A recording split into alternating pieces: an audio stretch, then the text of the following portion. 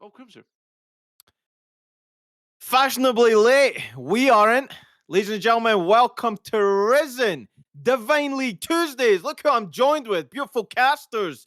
Of course, you see me in a different role. I'm going to be the Slayer of your evening, and Slayer's going to take my place. Of course, he's a fire, a play-by-play. But gentlemen, welcome, Slayer and Bonfire. How are we feeling tonight? Oh man, I mean, with that introduction, I couldn't be any more hyped up for this matchup at all, and to be on this analyst desk tonight for what is going to be a pretty powerful early season matchup. We're talking about two squads here that are brand new to Risen Divine League this split, and Bonfire, they both couldn't have started off any hotter. Yeah, two teams that are 1-0, which means one of them is going to be heading back with a 1-1 record, and one of them's going to continue on that 2-0 train that they've started on. So it's always very exciting, and I'm honestly kind of personally more excited for the introduction of Lamb, one of the newer casters we have joining us in the Risen Divine League. Heard nothing but good things so far. Has not disappointed. That introduction was straight flames. That's me, baby. You know I'm always bringing the heat, certainly on a Tuesday. But guys, we got a game on our hands. A Forgotten Kingdom against a very controversial name, Piggy Eats. I know that we were kind of talking about names going forward in the game here. And good luck to both of you. That's all I got to say.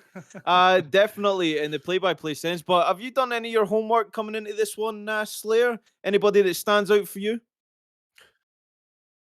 Oh, well, right now the entire team of Forgotten Kingdom is kind of standing out for me because for all those fans of lore in Risen Divine, we have one big team that we kind of shouted out to kick off the season here as the team with the most former champions, because last split Purdue University was our champions, and they unfortunately did not return for winter 2023. But the team they went up against was Team Ambition Vikings, one of the mainstays of the Divine League, and they had a couple former champions in both Turk and Mark Boots, the two favorites from Team Ambition on their squad, and they decided to run it back with Team Ambition Power and bring back the MVP of the summer 2022 Divine League fall split, I Am Sam. So they stock up with three defending champions in the Divine League bonfire.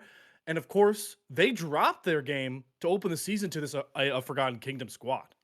Yeah, Forgotten Kingdom already one of the most interesting teams out the gate, and you highlighted it perfectly.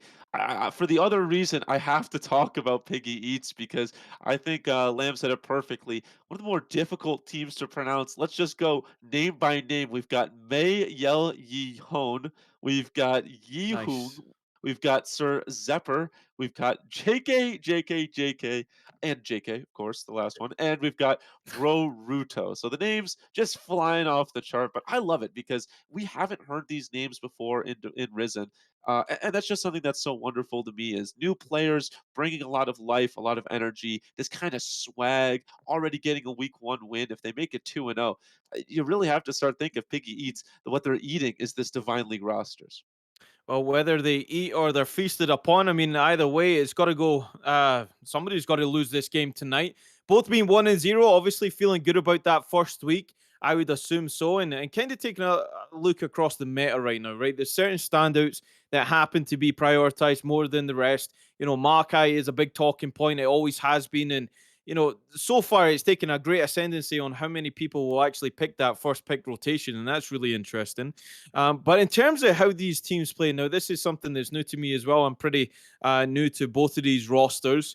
But trying to dissect them is very hard because across the board, like I'm looking at these guys' matches through champions that they normally play, and there's a big variety there, Slayer. There's a lot of champions that ultimately some guys have a champion puddle and others have a champion pool.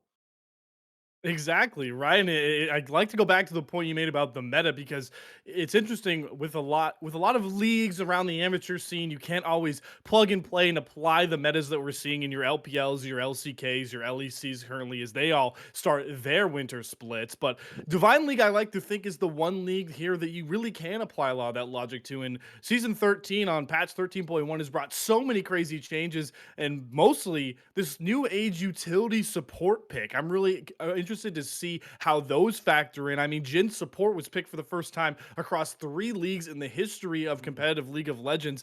Could we make it a fourth tonight with it being selected here live on Divine League's Risen Showcase for week 2? I don't know. That's up to Bro Rito and company to figure that one out.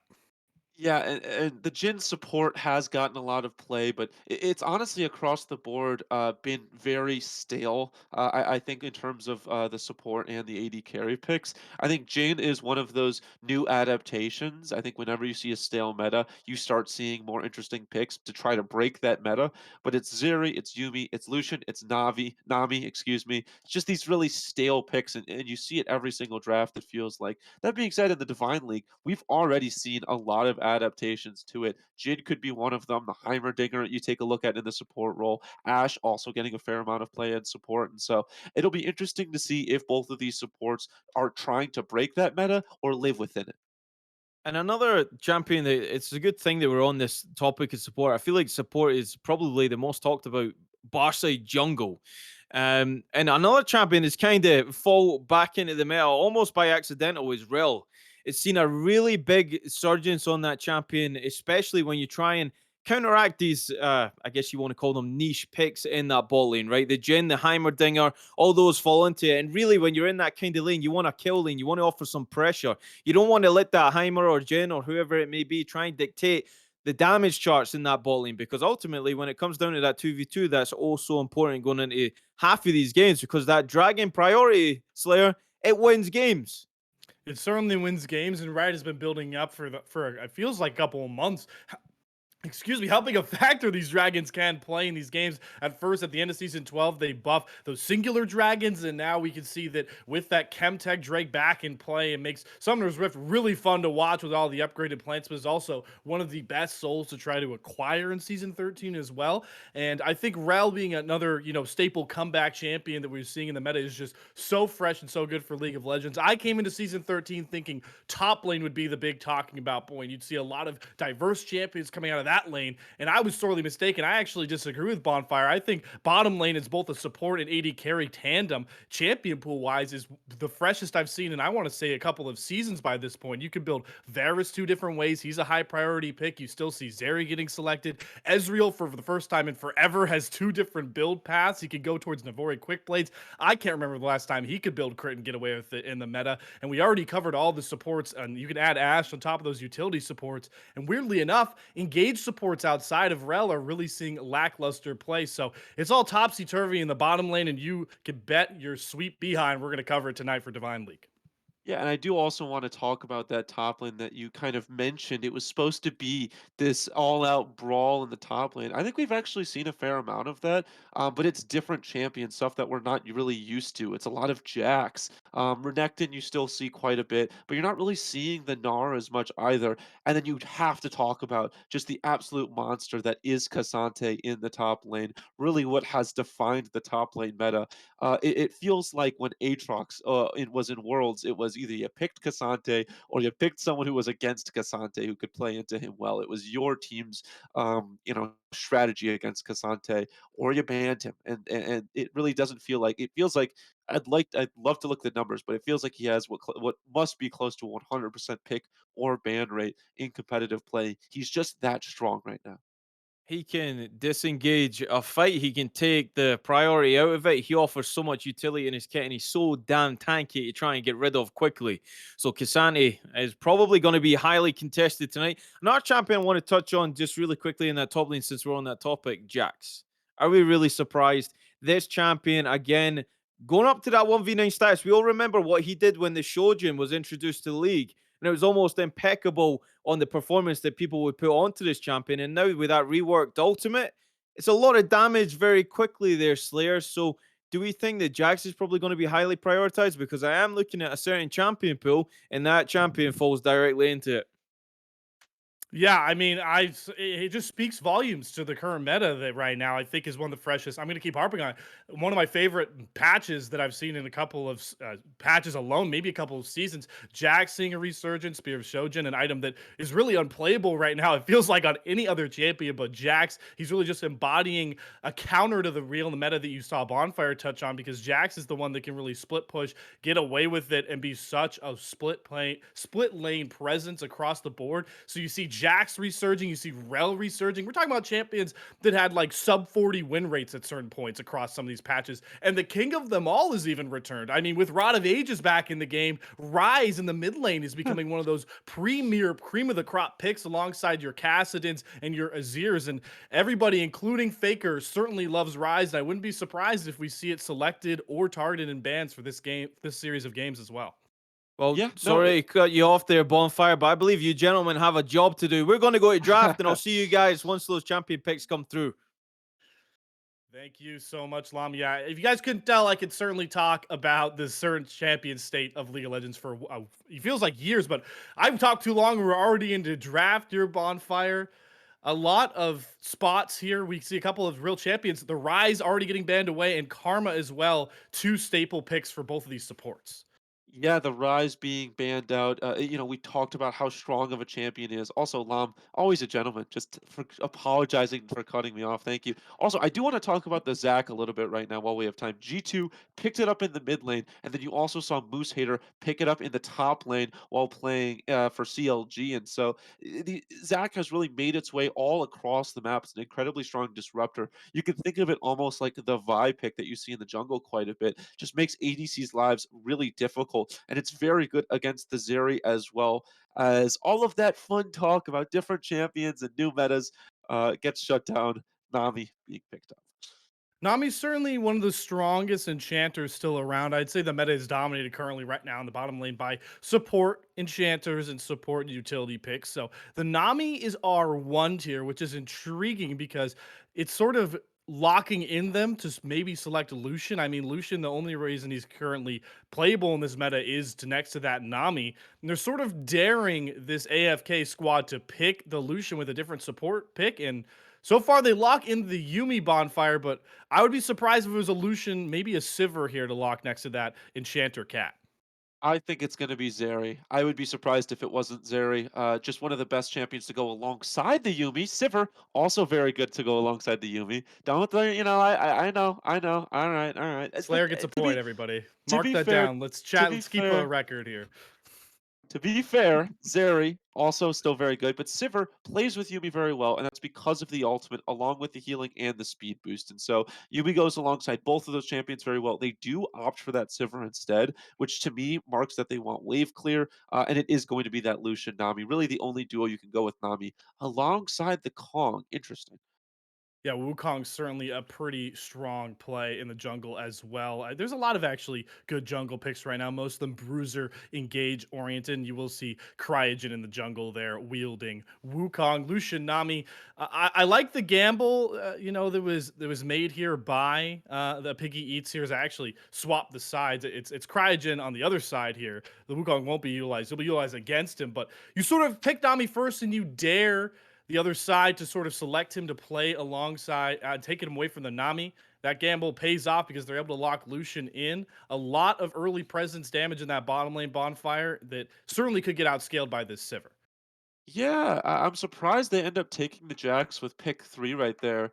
I do think that they have a chance to just pick up a jungler. I think they're concerned about the champ pool being drained just a little bit, the Yone being banned out, Yasuo as well. And so I think there was just concern about top lane getting to be too thin. And so they just wanted to pick up the Jax while it was still available. They figured it would be banned out next. But it does give Piggy Eats 2 counter picks. And so, I mean, that already is an incredibly strong position to be in. At least one, actually. I take that back. They get the counter pick against the top laner, no, like just for free. And they're gonna be able to get, I think, another counter pick as well. I'm trying to like do the math in my head. The point is, it's giving up a free counter pick, and so I'm a little surprised. But AFK hopefully have a reason that they take the Jacks that quickly. A Forgotten Kingdom, certainly not forgetting about mid lane. I'm assuming that they will be targeting their counter pick, the cream of the crop of the red side for their mid laner Ionian Tempest, who gets a lot of Slayer points for that amazing name. I know that Lom might be on the side of a Forgotten Kingdom, mainly because Sivir, as a fanatic, he's a Fnatic fan. He loves Fnatic to death, and Reckless, well, the Sivir, sort of the Sivir king of Europe, and was able to rectify Fnatic's slow start with nearly flawless Sivir games. So certainly still strong, capable in the meta as well. But yeah, I think the counter pick for Forgotten Kingdom will be left up to mid lane. We see actually a lot of top laners being banned out from the side of a Forgotten Kingdom, though. Two staples that I saw constantly across the LEC split, where we already talked about Cassante, but Gragas is also a sneaky one as well. It's just all about tanks that can sort of crowd control right now up top side. Yeah, and I think that they're just really concerned about Mei Yel Yi Hun being able to have a strong laning phase. And that's what you get. You have to throw two bans out in the top lane when that counter pick could come in. So, again, a little surprised that they end up using their top lane that quickly. Then they're going to go for the jungle. And so yeah, I think it all does work out in the end. But they do lose some bans for that because of that. I'm interested to see what they end up going, what a PGE, excuse me, end up going in the mid lane because really it's just a fool's ransom. They could really go whoever they want. Syndra, they could go Oriana, Azir.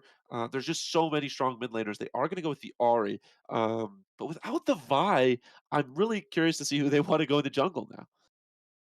I would assume that Piggy Eats are have already locked in their jungler Right. Yes. Good with the point. Wukong, so I think they're slating up here to pick a top laner. You named a lot of good mid laners, but Ari is still a strong one. We'll see how the duo between Ione and Tempest and Cryogen there in the jungle. I keep switching them. That is not who either one of those are. It's Yeehawn Ooh. and Sir Zephyr that are going to be doing together there. And you touched on the Aatrox a lot, Bonfire. That's the blind pick. Well, no, actually not blind pick. That's the pick for top lane for Piggy Eats, solidifying a lot of damage in the bruiser department, but not a lot of tanks. We haven't even seen a true tank selected in this game, and we might not. Yeah, it's a lot of bruisers for the side of Piggy Eats. You've got the Aatrox and the Wukong Nami able to keep them both pretty healthy, and so I don't think a true tank is necessary. Ooh. I also don't think there's very good true tanks as the Talia's picked up. Gragas, Cassante, Maokai all banned out along with the Zac, and so really if you're gonna go true tank in the top lane, it would have had to be probably the Ornn, and Ornn just feels mega bad in this meta right now. So I rate it. You go with the double bruiser. I think you still have enough frontline. Also, Lucian is kind of like a blow up, almost assassin type AD carry. And so I don't think they're too concerned about the mobility of their AD carry. I think it makes sense. You don't need to go full tank with the team comp that they have. I am curious how I want to pose this question to you as the analytical genius here of our casting setup here. Wow. You have the Vi in hand for Cryogen. Not a lot of great targets for him to select compared, you could jump the Lucian maybe, but Wukong clone, Ari Dash, maybe it's Nami or Lucian, but they're pretty far in the back line. How do you think Cryogen gets the job done with this single target oriented jungler?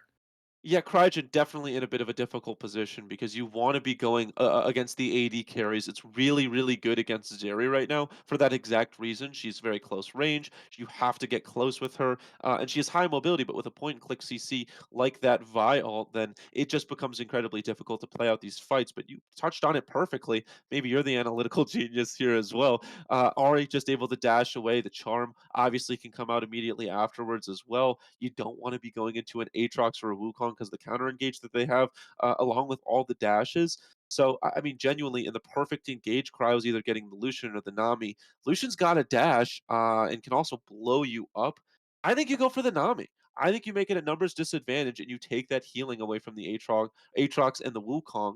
And you said it best, no tanks, it's two bruisers. That Nami is actually going to play a huge part of these team fights because if there's no heals coming out, those bruisers feel a lot weaker.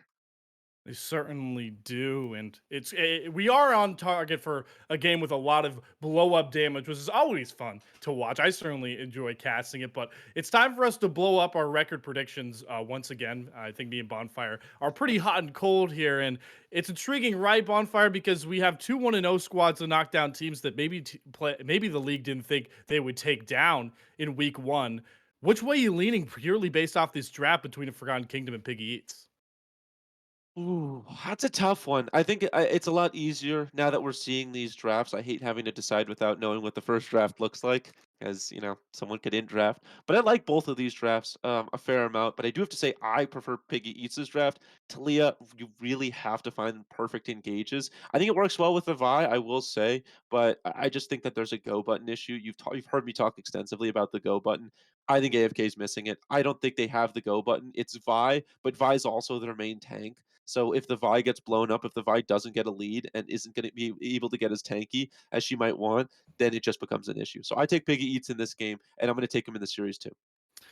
I'm very torn for game one because I could see exactly how both these comps will really could win this game. I think it really comes down to how the early game and dictated into mid game play, right? Which team can really push their sort of style? Because you touched really well, Bonfire, by the way, on Piggy Eats. They're all in, right? They see there's no tanks on the other side. They can dive all in with Cyclone. Ari goes forward with Spirit Rush. That Aatrox is gonna be doing a ton of damage, and Lucian can blow up anybody they put on the front line of a Forgotten Kingdom. But if this game goes long, if Piggy Eats don't have a really substantial lead that they can take from the early or mid game to the late game to play their style, you're going against a Sivir Yumi who have scaled up. You're going against a Jax who is dominating the side lanes. And you have a Vi and Talia who can get around the map very well to pick up single targets. So I'm pretty torn, but I'm going to lean with my co-caster, united in one front. So I'll take Piggy Eats in the first game. I have no idea how this series is going to go, though. So you'll have to see how many of these games I can whiff. But we're pretty much done here breaking down the draft, and we're going to throw it back to the analyst desk where I have a bit of a surprise. It's the full-fledged duo new set at the Divine League, Lam and Crims. What are you guys thinking about this one? Wow, dude, look who the cat dragged in. This guy just comes in whenever the hell he wants, him and his beautiful hair. Look at this man. Look at this dude. Crimes, welcome. We find ourselves in a new position tonight, and it's an enjoyable one. Thank you, Slayer, and our boy Bonfire. What's going on here? What do you think of this draft? And he's muted. Doesn't even come in prepared. Look Ah, at darn this it. dude. You know what? This is a huge mess, just like this draft over here. I think they are correct in spotting out Cryogen on the Vi. Bit of a weird pick. Doesn't mesh well with the rest of the team. It does work with Talia, but into this Lucian Nami, it is throwing a bunch of question marks. So they have a weird comp where they have a split pusher, they have a duo pick mid, and then they have a team fighting bot lane.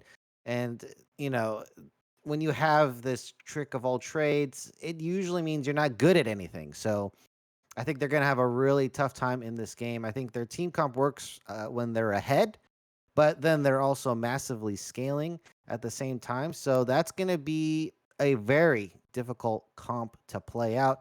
On the other side, Forgotten Kingdom, I think it makes a lot more sense what they're going to do. They have the nice trio pick with the Ari, Lucian, Nami. That's a lot of burst and pick potential. They can kill the Sivir immediately when they find her on the flank or caught out in lane or something like that. And then they have the Wukong Aatrox to supply the engage frontline. So overall, their comp makes a lot more sense. It's more cohesive, and I think it's the easier one to play it out. So I'm going to give it to them for the win as well. Oh wow, we got everybody on the same side today. I just kind of want to take you through the drafting. And so there was a lot of priority actually put on the Nami pick. We've seen this pick. I mean, it just gels well with any AD carry Crims, right? We've casted a bunch of games so far this season, and we found the Nami can really see success with pretty much any AD carry you want to pair it with.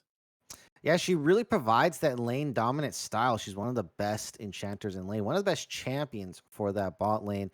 Has the healing and has everything you need. This Aatrox Jax matchup, though, is going to be quite interesting. Jax is going to need a bit of time to scale. Once he hits level 6, that's when it gets that's when the both champions are like, okay, I hit my spike.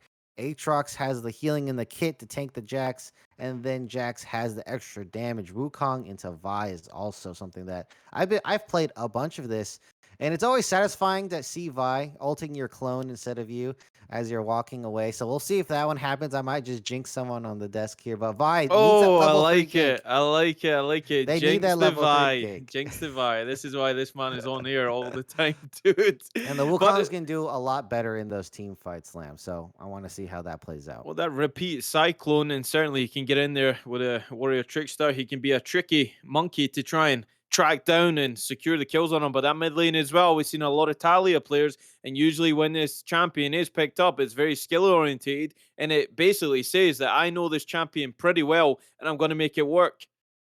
Yeah, it's gonna be on that skill level execution. She has ways to stop dashes. They have the Vi for the lockdown. Could be a potential death combo. They're gonna need to hit the right timings. If they do, it's gonna be huge for Talia. Then they can start affecting the rest of the map. The question is, can they pull off that execute? And I bet you AFK are gonna be doing everything to prevent that. And Lucian Sivir is this. And by the way, this graphic is blowing me away. I'm not used to being treated like the VIP treatment that Risen gives us. This is certainly above and beyond. And of course, Nami, Yumi, that bot lane. I mean, the synergy is definitely there. We've seen so many times that Sivir pairs with Yumi. Certainly in Worlds, that was a thing. And it had the ability to just win games, right? It could put a stomp on a game. You get the mid game, you scale the Sivir up, you get 3 items, and then you call it good. And then at that point, Yumi is so hard to deal with, but they're up against a pretty equal matchup in that Lucian and Nami. There's going to be fireworks in that bot lane, I'm sure of it. Sever's gonna have to deal with a lot of pain before the gain here, Lamb. But once that scaling factor sits in, that's 3 item spikes. If you reach it, it's gonna be massive for PGE. Well, it's all on the cards. I mean, all the cards have already been shown. Everybody's siding with Piggy Eats in this game. But you know what? Every good superhero needs a villain, Crimson. You know how much I like playing that part. I think a Forgotten Kingdom's going to take this just because, and there's no justification in that because I'm a play-by-play. This dude's usually the color, so he holds all the cards. I got a little bit of folding that I'm holding. But we look at both of these team compositions as well. Where do you think that win condition is going to come through for Piggy Eats in this? Because you already said that they're going to take this game. Can you reiterate where you think they're going to get that win condition through? How are they going to make that happen?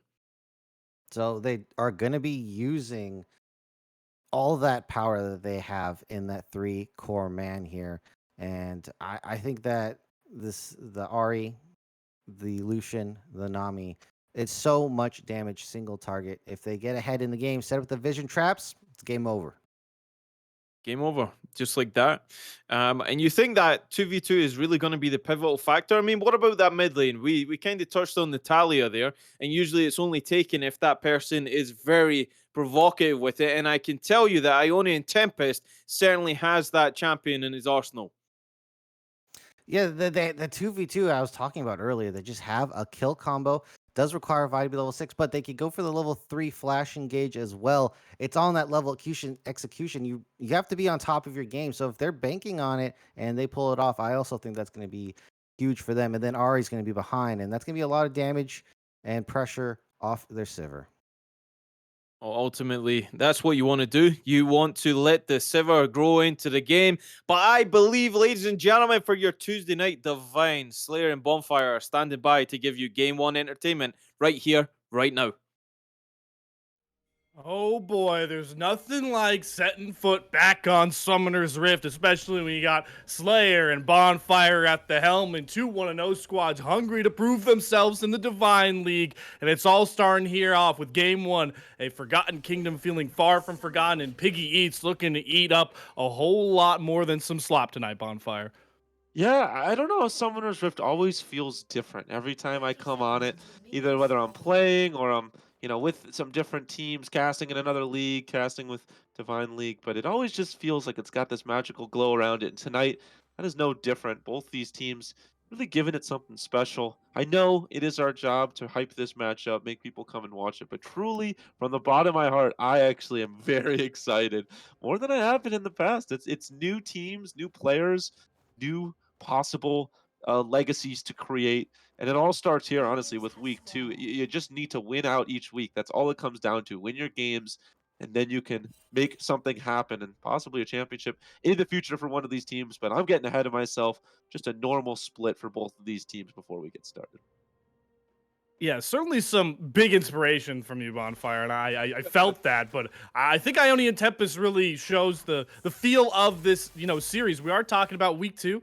It's a lot more relaxed. We're casual. We're learning things. We're learning about the teams, how these teams play together here. But I do want to quickly say, as minions do crash in the lane, I'm glad that the Giga Brain Crims was able to get back on here, because he did provide a lot of amazing analysis of every single one of these lanes, and a lot of interesting summoners to watch as well, as all these lanes begin to trade across Summoner's Rift. Yeah, I gotta say, from JK, I'm a huge fan of that cleanse. Whenever you go against a Vi, it just has to be a necessity. And even though JK is able to probably get out quite a bit as he goes for some trading early on, it still does feel bad when you get locked up and you're not able to do anything. And so I get it. Take that cleanse. No need to do anything too crazy. You have a pushing lane. You have one of the best early game duos in the game, in the video game that we all play and love. And so I think you pick up that cleanse. Don't go greedy with the heal, and made the right decision.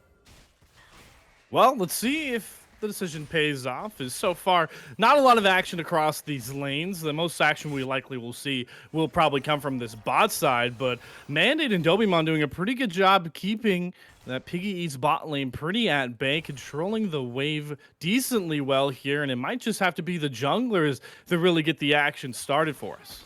Yeah, that's the power of the Yumi, as Sir Ooh. Zep is going to get stunned and knocked back. Just some good trading from both of them. Is able to miss out on that Q, and so feels pretty happy about that.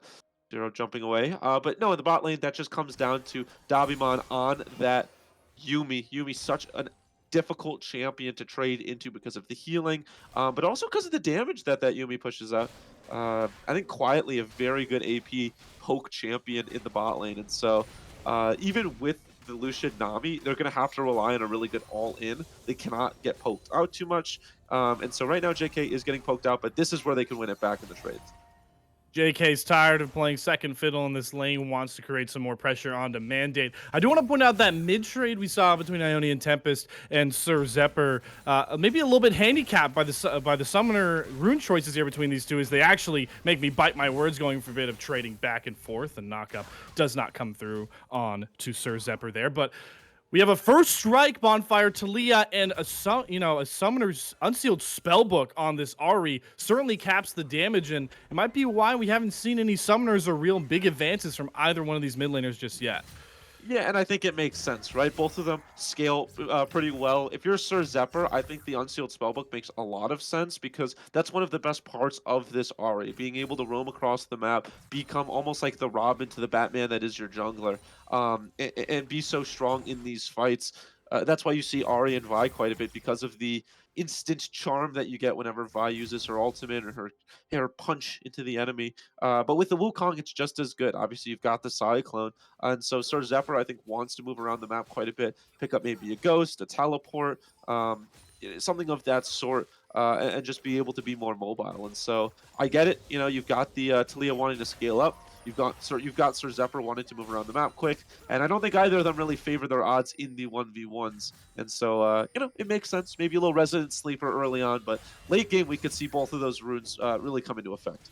Well, Cryogen not in cryogenic sleep right now, sitting up for a mid lane Ooh. play. Flash forward, tag 0 does not land the counter strike. Pull back from Mei Yao Shu on that Aatrox chains, but it's just a flash burned here as we continue to have a pretty somber start to this series.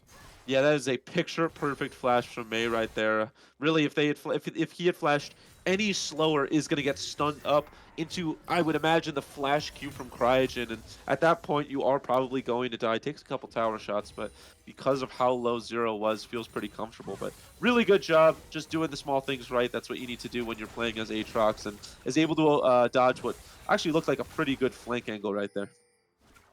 Certainly did look like a pretty good flank angle. That it looks like Cryogen was trying to punish this Aatrox for pushing up pretty hard. He's been probably the most dominant in the lane so far. No kills across Summer's Rift just yet, as Boruto misses a bubble onto Mandate. But CS-wise, certainly think the advantage is in the hands of Mei Yao Shu, and it shows in the gold department. Yeah, no, May's playing this champion very well, up a bunch of CS, but it is kind of to be expected whenever you're playing against a Jax. We talked about how strong the Jax is just a late game menace. However, still has that notable Jax early game, although Cryogen might be in a bit of trouble right here. Yeah, it looks like Yong is tired of waiting. Invade into the jungle, flash forward, Spirit Rush, and it forces out Cryogen's flash. Sir Zephyr now retreating. We had topside, and Meijing Chu is trading against Tag 0, pops the ultimate, and this Jax is tired of getting shoved in, is going to force the Aatrox back to base. Yeah, that trade just not good from May right there. Just trying to take that fight, or actually, honestly, not trying to take that fight, trying to disengage as quickly as possible. But that was because was over pushed with the health disadvantage, and really good on Zero for recognizing that. I think when you get pushed in quite a bit, there can be a bit of a fear factor. You're concerned that, if I've lost all the fights before, who's to say I'll win this one? And in the top lane, all it really does take is 1 or 2 kills to really end a laning phase. It feels like. Really cool graphic right there, unrelated. But I think I'm happy with Zero taking the risk, because that's what you got to do. You cannot play this game scared. Does not play it scared, and at the end of the day, gets ultimate from May, able to get the back from May as well. I believe, actually, I don't think May backed, so was it just able to get the ultimate, but still was able to get it back himself because of that. Got the push in, and just makes the lane a little bit less volatile for the foreseeable future.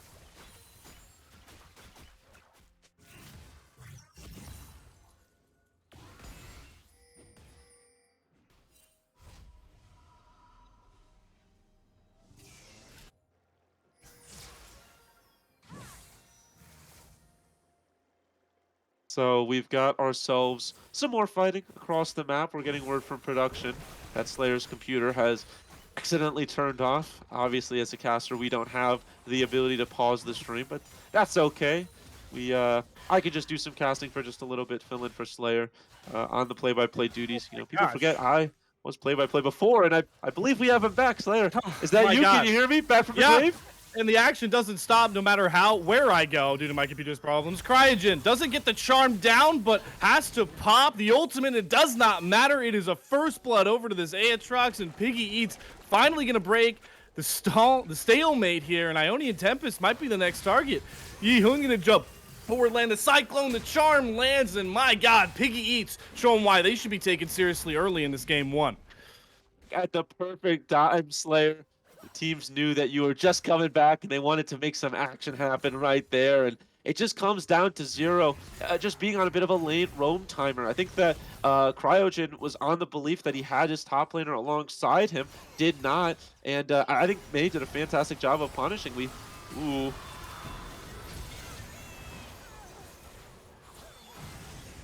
Oh, I believe Slayer might have accidentally had his computer crash again, but what he would have said is, what a fight that was there from JK. He might have said something witty like, I'm going to let you live, but actually JK, I'm not as good as Slayer at this. There's a reason that he does his job and I do mine.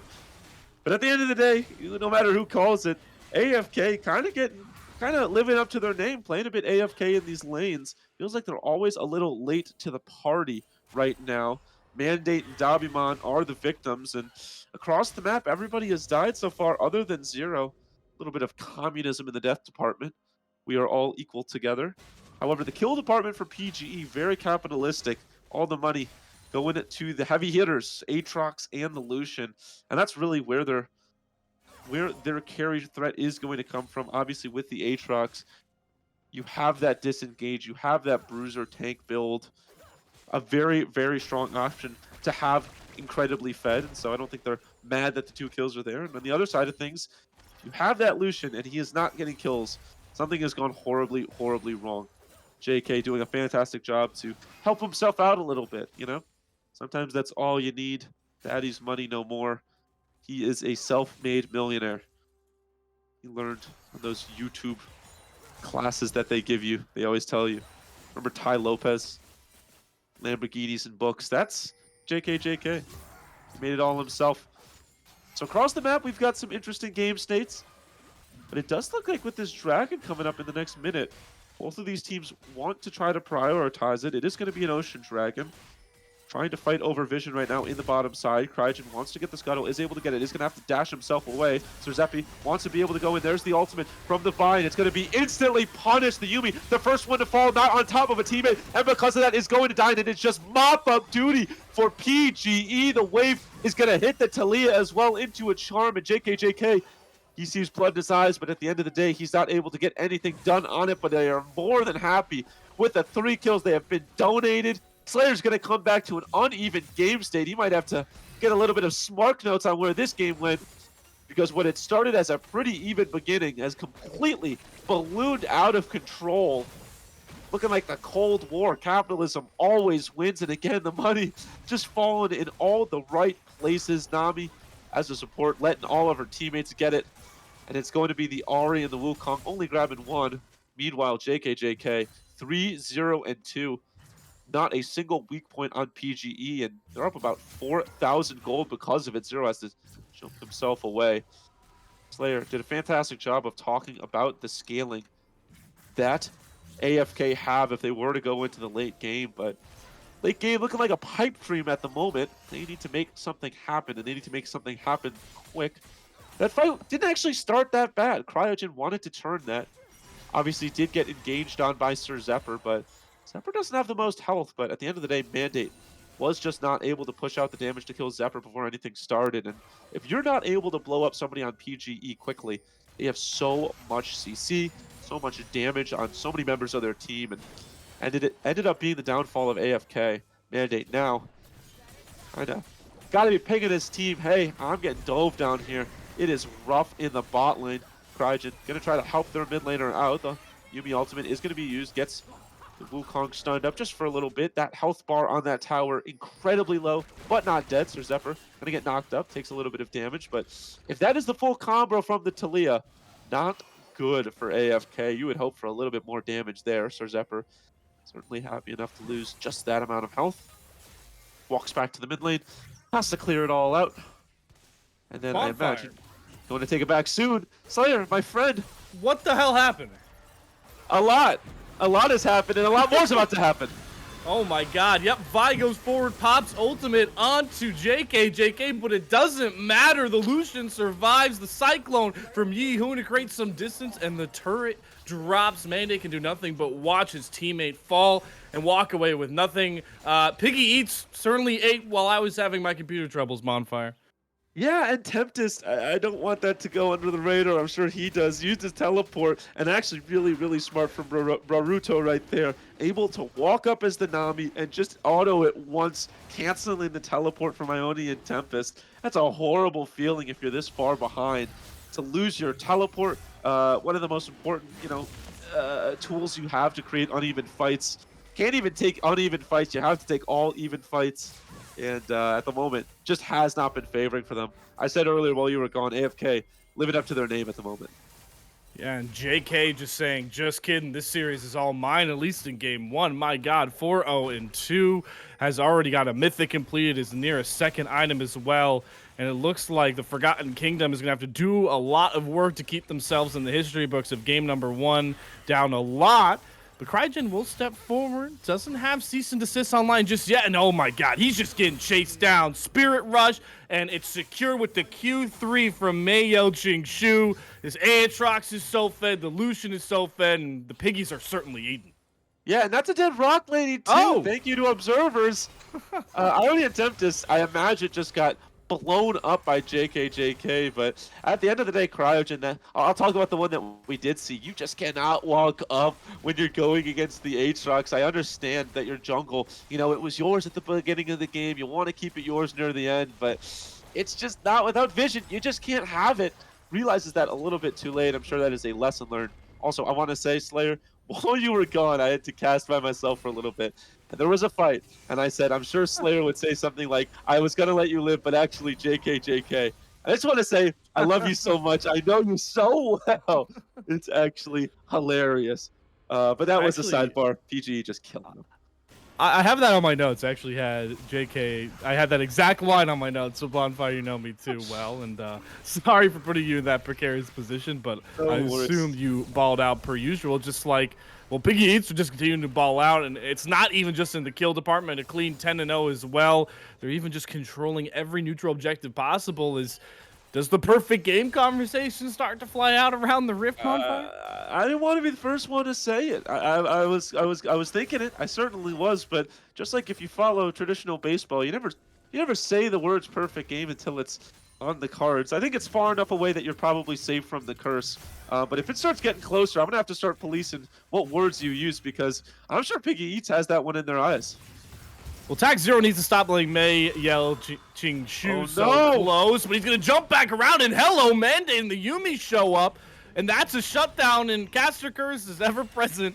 Slayer is certainly one of those members. The perfect game is gone. I tried to tell you. I tried to tell you. At the end of the day, I think they'd be happy enough with the win. At the moment, up about 7,000 gold. They are well and truly on their way to get it. And I think the worst feeling for AFK is look at who got that kill. Look at who got that kill. It was the Yumi. Oh, no. Yeah, you It's a world probably. champion Yumi, I know, but that ain't Barrel. That is that's Damimon 1 and 2. You really needed that on mandate. If not for anything but the wave clear, because at a certain point, PGE is just going to be able to start pushing in so many waves. Getting it on the Yumi feels really bad. The one bright spot that they had, that shutdown onto Mei Yu Ching Su, I believe. You were saying it perfectly. I'm struggling a little bit. Mei Uh, Yao Shu, yes. You were Mei close, you were I was close. close. We have a I lot was of time close. to learn how to pronounce it, considering these guys are stomping the entire league. We're going to have many more chances to shout out the top winner for Piggy Eats. I'm not sure we're gonna have that much more time this game to learn how to pronounce it. I think that we've got maybe 5 minutes, and that's a PGE are being generous. Yeah, well, I don't know how generous they're feeling as they're trying to control the tempo in this mid lane as well. They're basically waiting for waves to come forward so they can shove them right back down the throats of a Forgotten Kingdom here. A 4-stack in the mid lane. There's Shelly brought back out by Yihung, and Forgotten Kingdom, they don't even want to contest this. That one kill Yumi, trying to do some damage from distance, but outside of that, they concede another turret. I believe that is the 5th one off the board here. And Shelly, well, might just get another crack at the turret here, the inhibitor turret. They're trying to Shelly chunk her doing? down. She's stuck on the rocks, and she's going to be stuck a lot longer with the disconnect coming across. Yeah, Shelly kind of tweaking out a little bit right there. I haven't seen that before in quite a while. That Free was Shelly. that was strange. All right, well, Shelly just kind of dancing around, as I'm sure many members of PGE are doing. I'm hearing some noise. Maybe we're still waiting on the unpause, but it gives us more time to talk about how PGE are just really decimated this game. Yeah, and it's such a nice scene, right? I love when competitive energy gets brought up in the Divine League because we kind of opened this whole season up talking about how there's a lot of collegiate teams in play here who I assume are going to be a part of CLOL, which is a really big tournament as well. They have the backing of these organizations, and team like Piggy Eats just stepping up here and showing everybody, hey, put us on the map, label us as a big problem, and they look on now unstoppable against a team who knocked down the Team Ambition Power Squad, who, if power rankings were done, Bonfire certainly would be high up on my list, and I assume yours as well. They would be top 2 and they wouldn't be 2. That's all I'm gonna Oh, say. any Yeah. more though? No, absolutely not. Beginning of the season, the losing to AFK would be forgivable if AFK was at least looking competitive in this first game, but they're not. And then, I mean, honestly, I have more questions than I have answers at the moment. That's why I love the Divine League, and that's why I love early season, really in general. And that's just because you learn so much about how wrong you were. New players, hungry players, teams that have had more time to practice, teams that have gelled with each other more. It just there's so many different components. Maybe you get lucky one game, maybe one game you get a good draft. That's what makes League of Legends so perfect. This game, we don't know why Piggy Eats is doing so well. We've seen good individual play. We said that they had a better draft. There's a lot of different reasons you could say so. But it makes it interesting because a lot of our favorites, a lot of teams that we were looking at, we were like, oh, they're definitely going to be the best. Now it's like, well, maybe not. Maybe who knows? Maybe Piggy Eats have something to say about that. Well, I think we figured out what Piggy Eats' favorites, maybe on their favorite list is, and certainly has to be this Chemtech Drake, which I hyped up in the pre-show. It's a very powerful soul. That's gonna be the cleanse brought out from that Unsealed Spellbook by Sir Zephyr. Didn't want to take any chances with the shutdown. Pretty powerful soul bonfire, and Piggy Eats are one dragon slot fest away from securing a very powerful soul. Yeah, AFK, I'm sure, are like, really? That's the soul that they've been given, the Chemtech soul. If you wanted to make this any harder. Because if it was a Cloud soul, I'd say, maybe you give it, and, it's obviously still difficult. They get the buffs from the Cloud soul, but it's a little bit less difficult than the Chemtech. Chemtech and Hextech, I think, in my opinion, two of the strongest souls, maybe the two strongest souls in the game right now at the moment. And, of course, that is the one they have to go against. And so AFK, this uphill battle looks more like a mountain climb at the moment. Well, it's starting to get to the point where they're going to have to start taking some measured risks here. And it certainly doesn't help that the Piggy Eat squad tried at a 20-minute Baron with the big lead they have, but they actually come off of it. I'm curious to see if they were worried about an all-in and didn't want to throw their lead. A lot of lanes aren't even pushing for the blue side very well, so they actually come off the Baron and decide to reset. And you can really tell that the Piggy Eats, we've seen a lot of strong suits from them already. Bonfire and tempo changes is another one being flourished here in game one. Yeah, just playing that incredibly smart. No reason to go for that Baron. They already have the advantage. I don't think there's a single 1v1 I would tip to the side of AFK. Maybe 0 against May, but I don't know. 3-1 Aatrox, I still would probably favor May. And so at the end of the day, no reason to go against the Baron. Side lane, probably a 1-3-1, I'd imagine, as it looks like it's going to be that across the map. Again, you also have teleports, so you can, if you want to take a Baron, or if you want to take an uneven fight, you also have that as well. You're going to have item spikes coming in. No reason. There's just no reason, and that's just smart League of Legends. You can't teach that. I love it. I certainly love to see a new age of team here to threaten in the Divine League as it continues to get a bunch of much-needed attraction, and all these players are really balling out. Certainly starting to become some fan favorites here. I have no doubt in my mind that I'll be screaming a lot of these names for weeks to come, Bonfire, if they continue to play like this. It certainly is early, though, and gotta take a lot of these games with a grain of salt, as we're all just trying to learn and adapt to the new season and of both League of Legends and the Divine League. Yeah, and that's what I was saying before about how much I love the early season of Divine League. And that's just, it comes down to, is Piggy Eats legit? Does this game prove it? Is AFK not legit? And that was a fluke game one. There's so many different things to say. But like I said at the beginning of the game, all you can do is beat the opponent in front of you. Piggy Eats really determined right now to do that. There is the ward for AFK, but with that control ward, it's going to blind it. With how slow they are on this rotation, it does look like they want to contest it, but with how slow they are, it might go down before they even get close. Yeah, I was gonna say the big opponent in front of Piggy Eats right now is the big purple worm, and they are gonna take it completely uncontested. Baron Nashor slain takes up all of our screens, and certainly in the eyes of a Forgotten Kingdom is Tag Zero going for a pink ward clear. Sir, you are in the wrong jungle, my friend. All of Piggy Eats comes to mock up and take down the Jax, and Tag Zero is sent packing for nothing. Yeah. I normally have something to say about that, and I'd love to text her, but I have nothing to say about that one. No reason to be there. Obviously was there in case there was going to be a Baron push with the rest of his team. Saw the ward. I mean, I've done that many a time in solo queue, but just cannot do that at this high of a level, especially with, you know, the game that they have, the opponent that's in front of them, and Dark Zero gets caught lacking. I think really good job from Yeong to recognize that. Good damage pushed out just a little bit. Maybe there's a counterpunch from AFK, although they do lose the tower, but Rajan, he's positioning for something. Does look like it's only going to be a position. I do want to give credit to Yi Hong. Want to give him his roses. A fantastic knowing of, oh, Taxiro's out of position, immediately pulls the trigger, and that's just the confidence you want in your jungler.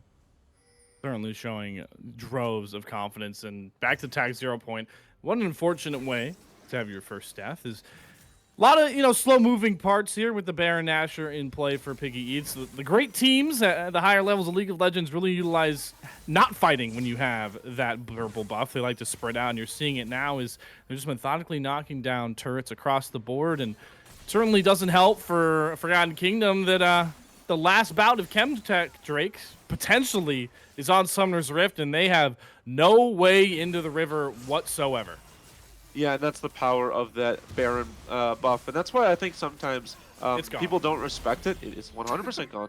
I think that's why some people don't respect it, because it does mean that you're always going to have waves pushed into you, and there's just no way you can contest that. So, Slayer, what would the betting line be on AFK right now? Plus 4,000, plus 5,000?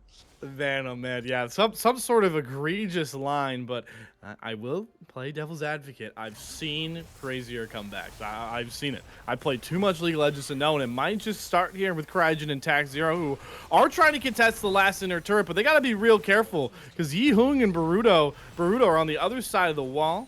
They let the turret go. Mandate finally roams right back around with Dobimon on their side, and they're just going to have to turtle back into their base and hope that they can have all the stars aligned for one of these fights. Yeah, I gotta get that link on those streams that you watch that are crazier than this, because a 10,000 gold comeback into a Chemtech Soul would be really something to see. Obviously, crazy things have happened before, but this would be up there on one of the wildest comebacks I had ever seen. Well, it looks like they're making a bit of stand, though. Forgotten Kingdom, the Baron buff does drop off from Piggy Eats here, and if anything you could give over to this Forgotten Kingdom side, which is very little in this game, they do possess some serious wave clears.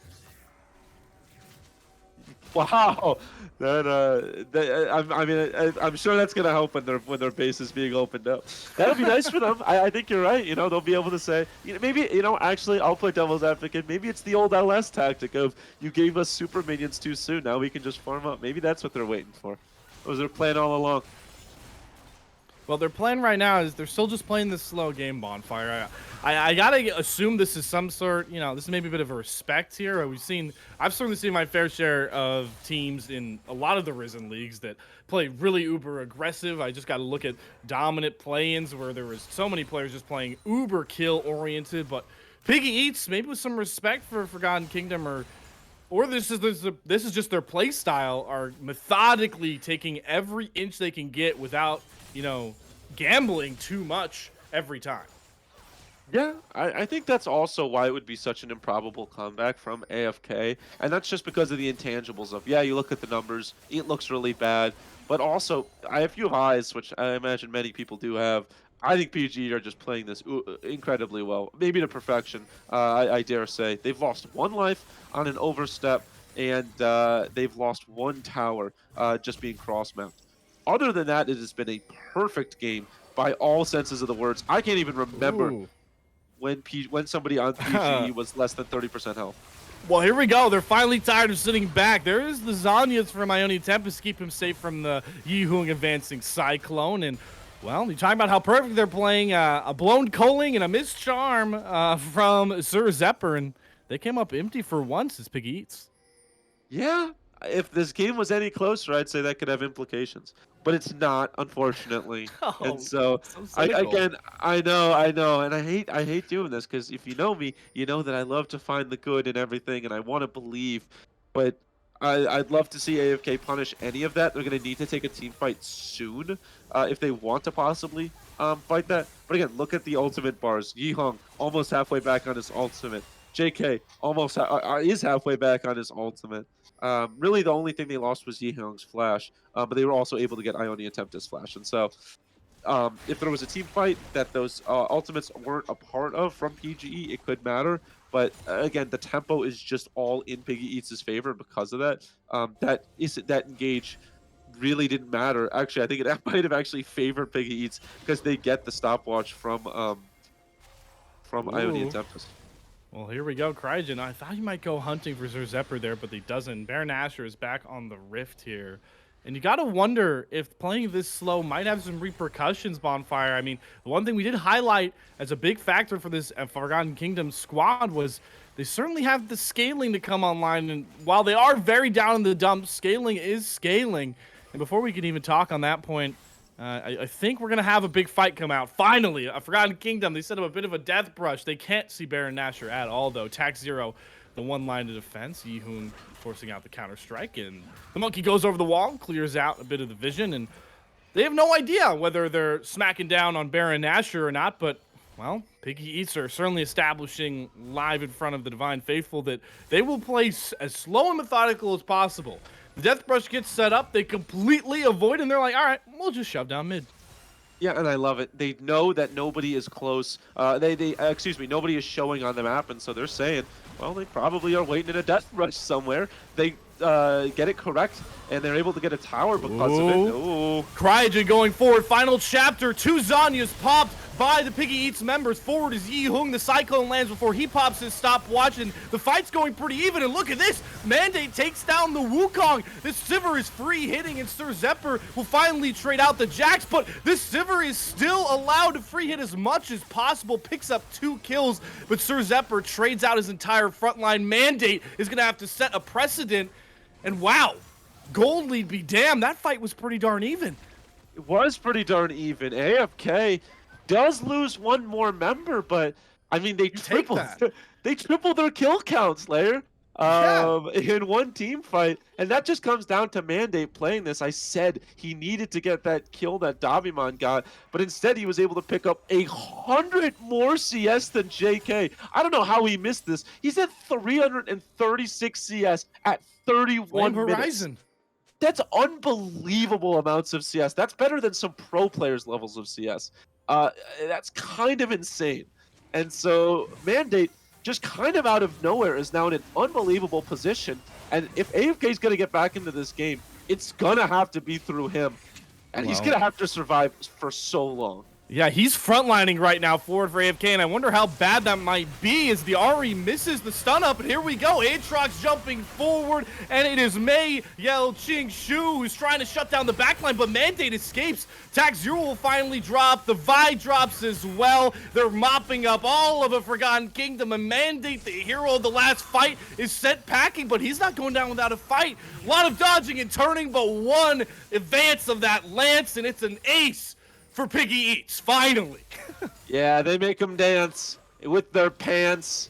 More words that rhyme with ants. AFK just trying with their final breath. Mandate leading the way, but it didn't matter. And that just comes down to the front line. And you said it perfectly.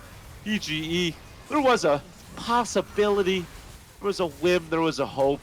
PGE play the Heartbreakers tonight. It got a little dicey for maybe a solid 30 seconds, but outside of that, man, oh man, did Piggy Eats establish themselves in front of the Divine Faithful as a huge threat for this series and maybe the league. But to break down that entire game further, no matter how one-sided it may have been, Lam and Crims are standing by to tell us what the hell just happened. Guys, take it away. What a game just a slither of a chance at the end there, Crim's mandate just being that undercover brother. He was farming like a god. Gets that Infinity Edge, starts to pop off, and then all of a sudden, Aatrox says, yeah, I'm going to end this right here, right now. And he got the job done. Well, Lamb, when all the other baskets break, it is definitely going to be the strategy to throw it into the silver basket as your last ray, your last chance, your last hope.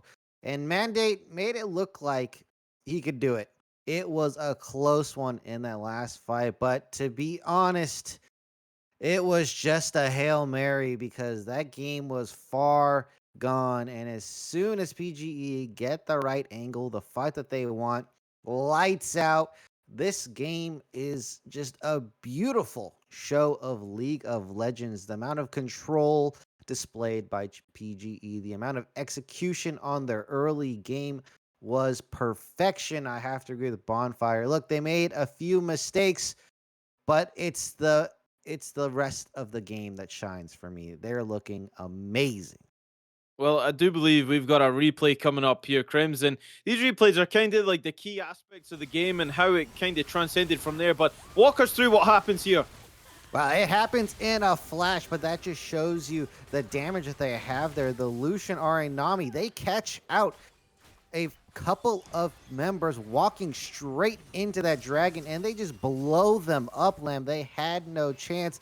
I want to see it back in slow-mo if we could get it right before the moments of doom. But yeah, they have the damage. That is exactly what they want to go for. They want to shut out the vision, and when they walk in, they want to hit them hard and fast, and that's going to get them the control, and they get so much off of this. They're going to get the turret, they're going to get the plates, and they have the setup ready for the dragon. And this is just PG understanding how to play out their comp. I have to give them credit. A lot of teams have struggles doing this, and they just knew exactly what to do. They pinpoint it, and man, it was beautiful. I Rehearsed mean, to Lamb, perfection, dude. this is League of Legends that I enjoy. This is the League of Legends I enjoy.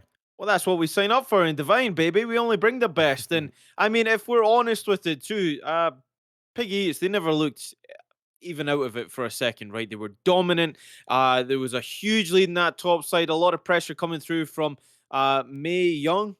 I want to say, I mean, forgive me for the pronunciation, but I mean, it was just such a performance on that Aatrox, and really, I will probably highlight it going forward here once it's ready. But that just starts it off really strong, ends the game really strong, even though there's a hint of hope on Mandate, and it was just such a phenomenal performance, especially against Jax right now, who in this meta is so damn good. But the Aatrox makes a resurgence in that top lane.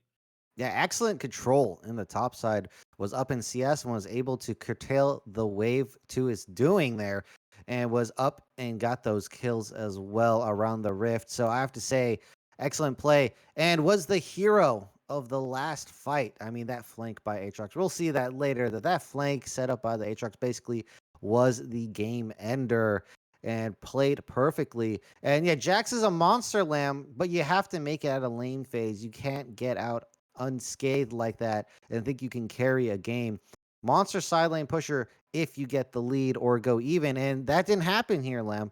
And it was all up to this Aatrox. Mae Young did excellently. Well, let's bring up that next replay. I believe this is just after or just before the 30-minute mark in this game, which was so pivotal. You start to see the siege here, Crims, but it slowly starts to all fall apart once the members get the back off and that Sivir enter in the fight. All right, yeah, PGE. So they get stalled by taking the turret here. That allows AFK to group. And look at Mandate is going to be able to spell shield and has the free ability to be hitting here, hitting on that Wukong. And now you can notice the Sivir bounces, the ricochets. Tag Zero is going to zone for the Sivir. And man, hero play here from the Aatrox man. Just walking straight in the front line, deals a bunch of AoE damage, and is just a monster. And look at that dash being stopped by the Talia. So, I mean, look, Talia was not a bad pick here. It just didn't make sense for the comp. Their backline, it just shows how strong they were because they did enough damage despite being around 10k down, Lamb. 10k deficit team fight, and you almost win it. That is huge. Utterly incredible. And 5 minutes prior to that fight, they did pick up that Dragon Soul as well. So the odds were stacked against them. And the fact that you pull off such a successful defense is still something that you can take away from it. That, yeah, we can eat up the pressure. Yeah, we can go behind in the goal, but we can still be relevant in this game if we stick to our task. They funneled on the Sivir, which was a great choice, but right there, you've seen a glimpse of what that Aatrox can do. And he was just causing absolute mayhem anytime he got into that back line. Unfortunately for AFK, I think putting all your eggs in the silver basket, that wasn't plan A. That wasn't plan B. That was plan C. There were so many things that did go well for them in this game. They didn't get the mid lane ganks. They didn't have the control. Talia wasn't activated to roam on the map. And that provided no pressure from the side of AFK. And to be honest, I think aptly named in that game, kind of just sit back and just farmed for the rest of it. PGE completely took control of the map. Yeah, they went for that Vi play on the bot side. Didn't work out. It was forced, a bit of a desperation play. But PGE just knocked out of the park early game, and AFK had to. They just And had to just put their keyboards down. it was such a really impressive performance. And both of these teams are 1-0 coming into this one. So there's a lot of pressure, right? But really, they didn't look like there was a lot of pressure for Piggy Eats in that game. Again, they didn't really step out of line. They had their win condition. They said, this is how we're going to play the game. And they played the game. Their objectives were on point every single time. I kid you not, within 10 seconds of every objective spawning, we're talking about Heralds, we're talking about the Baron. Baron was actually taken, I believe, at 23 minutes. Insane patience. You're so far ahead, and yet they play the vision game, and it was almost perfect. It was fantastic, and they're probably looking to take that form into the second game. But I do believe we are ready for a break here. So I'm 0-1 for the predictions today. I mean, I'm not surprised. The rest of the production crew are up on me, and we'll see if we can change that around. But we're going to head to a small break. When we come back, it's going to be game 2.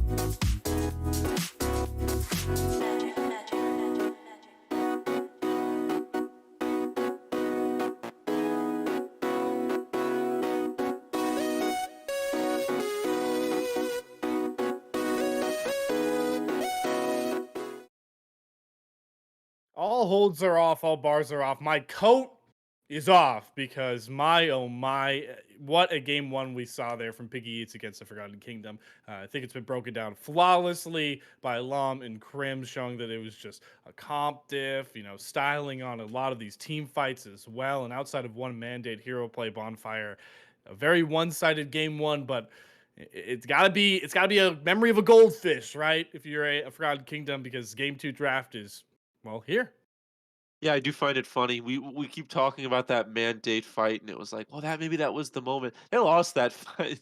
Numerically, they did lose that fight 3-2. So if They did. that was the best that they could produce, they really need to get on their horse and find something new. I do want to say though, mandate did look the best on their team that game on the Sivir. I think that you give Mandate something with a little bit more agency. What was that?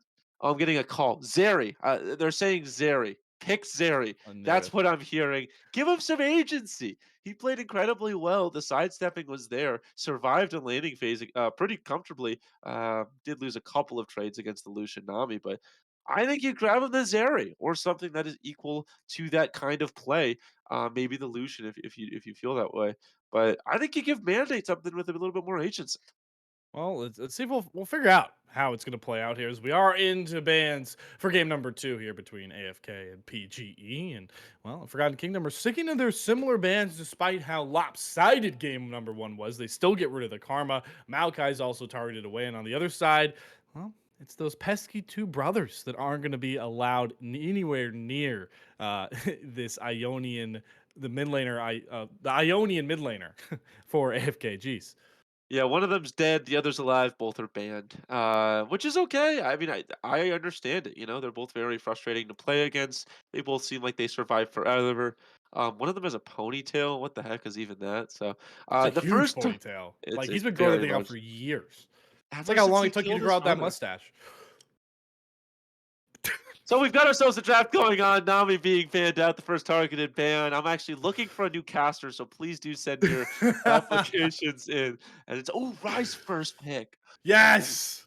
Yes. Making Faker proud, Bonfire. Making Faker proud. I talked about this in the pre-show. If you missed it, Rise is back on the rise in the meta, mainly because of the resurgence of Rod of Jesus. Ages as an item. Oh my So goodness. I wasn't expecting it to be first pick though by a Forgotten Kingdom here. I mean, that's one hell of a call, Bonfire, to R1 a mid laner on blue side, regardless of who it is.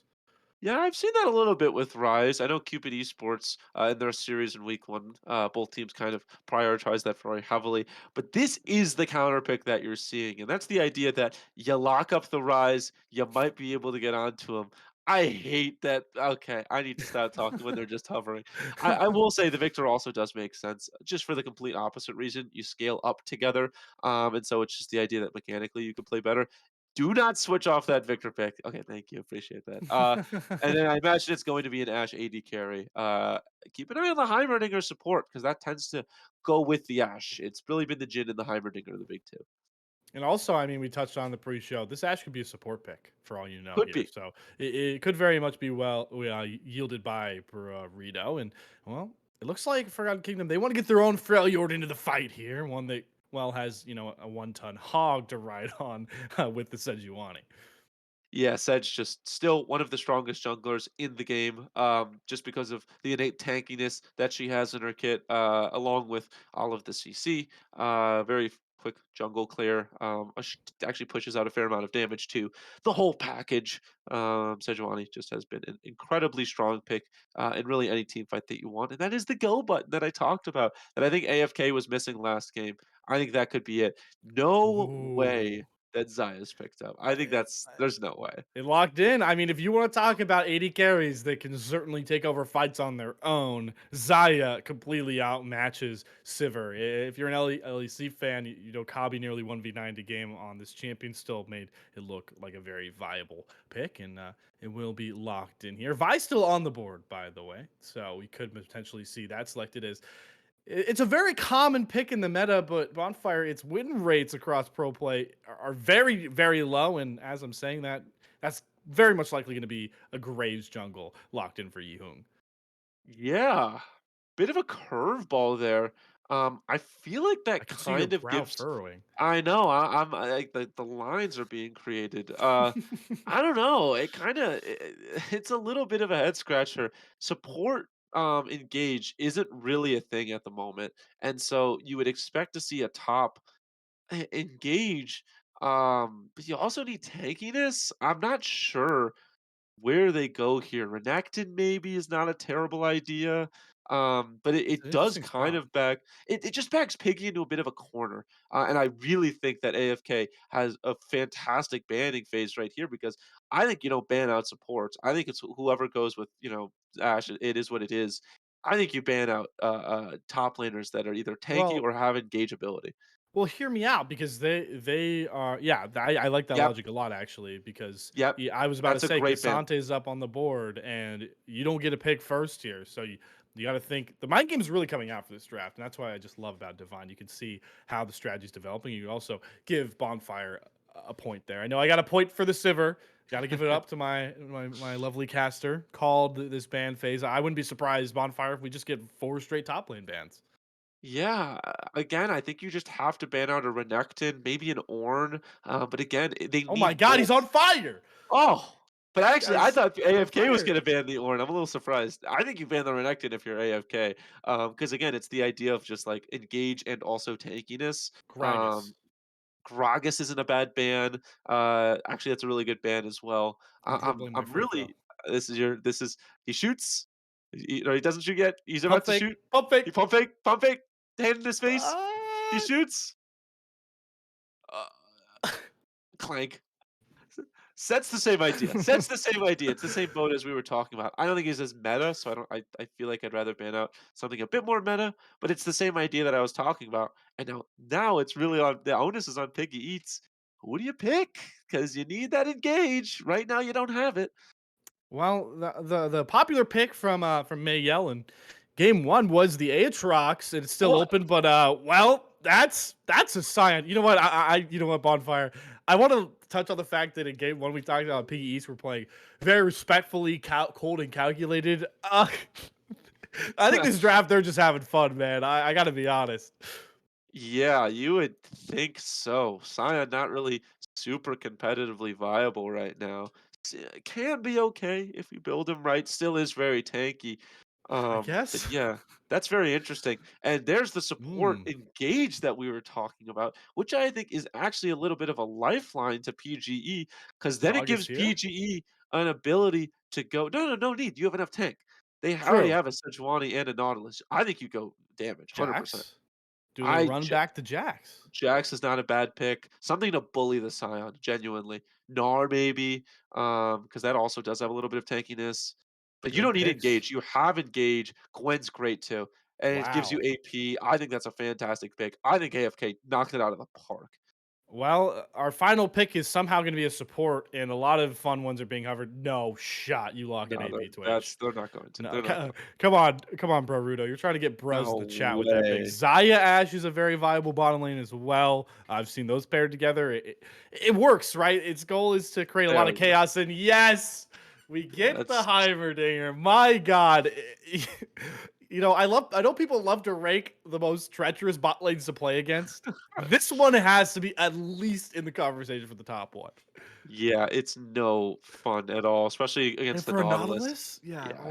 it's really brutal for AFK. But I think as a whole, I completely rate AFK's draft. They've got themselves AP, they've got themselves scaling, they've got engage, so much engage. They've got point and click CC with the Nautilus. They've got an AD carry that can peel on its own. They've got tankiness. They've got the ability to take fights. They have side lanes. I mean, that is a complete draft. PGE, there are holes in that draft, and I think those holes spell Sion. That is a rough pick, and I don't actually love the Graves either, so I will have to see PGE prove me wrong, but already, I think AFK knocked it out of the park. Well, I think I already, I have my suspicion.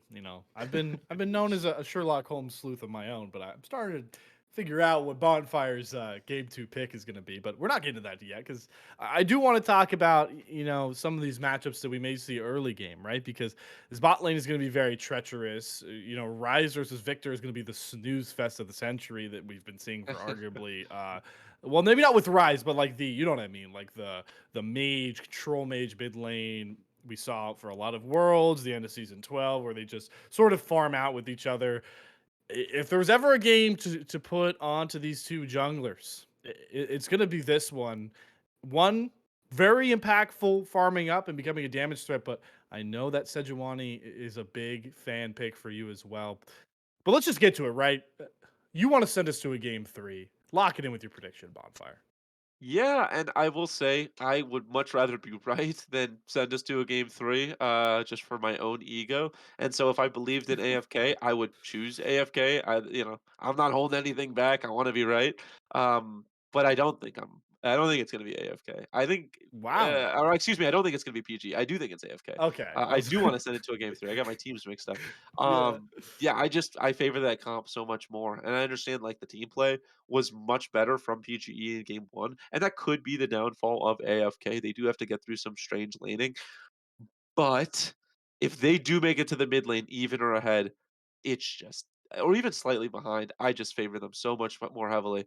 And I think again, I think they knocked it out of the park with this pick. The only one I'm a little iffy on is Zaya, but I still think it's not a terrible pick. The damage is there if you scale it up, and I think the Zaya Alton is really good against Heimerdinger and Ash because just gives her a free escape. It's a free cleanse, which is exactly what you don't want if you're Ash and Heimerdinger. I think another good point to bring up. I'll get this out of the way. I'm rolling. I'm rolling with the hot man here. In two definitions of that, by the way, chat. I'm going with Bonfire's pick here. I think we're gonna go to game three, Whoa. mainly because I want the game three. I like their comp a lot better for a lot of the reasons Bonfire highlighted. I'm gonna add a little bit of extra spice in there for you, Bonfire. Let's think about who the two big players were in the game last game for Piggy Eats. It was May Yell in the top lane on the Aatrox, and it was JK on the Lucian. Two very impactful picks that do a lot of damage. Opposite in this set with an Ashe and a Scion. But to figure out if, as a big happy talent family, we're all rolling for a game three, it's time to pass the ball back over to Lum and Crims. Oh, whoopsies. Unfortunately for me, the height is not with me to actually catch that ball. Us Europeans, it's a little bit questionable what goes on the earth food, and it's certainly not the gigantica that you find in North America and beyond. But Crims, I know that doesn't apply to you, but it doesn't apply to anybody because we're talking about this draft here. It went through pretty quickly. They had the scaling comp in the first game, but AFK, they were looking to bring it back through in this one as well. The Rise been locked in, but the Zaya from Mandy is a big talking point, which the guys were talking about in that draft phase. Yeah, they brought their brain to this draft, and it's looking a lot better than game one. Gonna say that straight away. Mandate on the Zaya. It plays well into Scion and also the Graves. Graves is a little bit low range, so it's gonna be perfect for the Zaya to get those roots with the Featherstorm as well. And as Bonfire is talking about, has a free dodge on the Ashheimer combo. I'm a little bit more worried for Ionian Tempest for this Ashheimer combo. He's probably going to be their prime target, and they're going to be able to line that up easy in these team fights with the low mobility to start these fights here. But everything else looks like an A+ draft here. They have the Nautilus into the Victor, into the Ash, and the Heimer as well. So that's going to be really good guarantee engage. Has plenty of lockdown. None of these, there's four backliners for PGE here. So they do not want to have Nautilus in their face or Sejuani in their face there. And the Gwen is just going to be there to beat up the sign and present a lot of threatening damage. So overall, it looks good. Maybe Ione Tepes has a bad game, but I think everyone else is going to do really good. And this Scion pick, I was begging PGE to not go for it, and they end up doing it.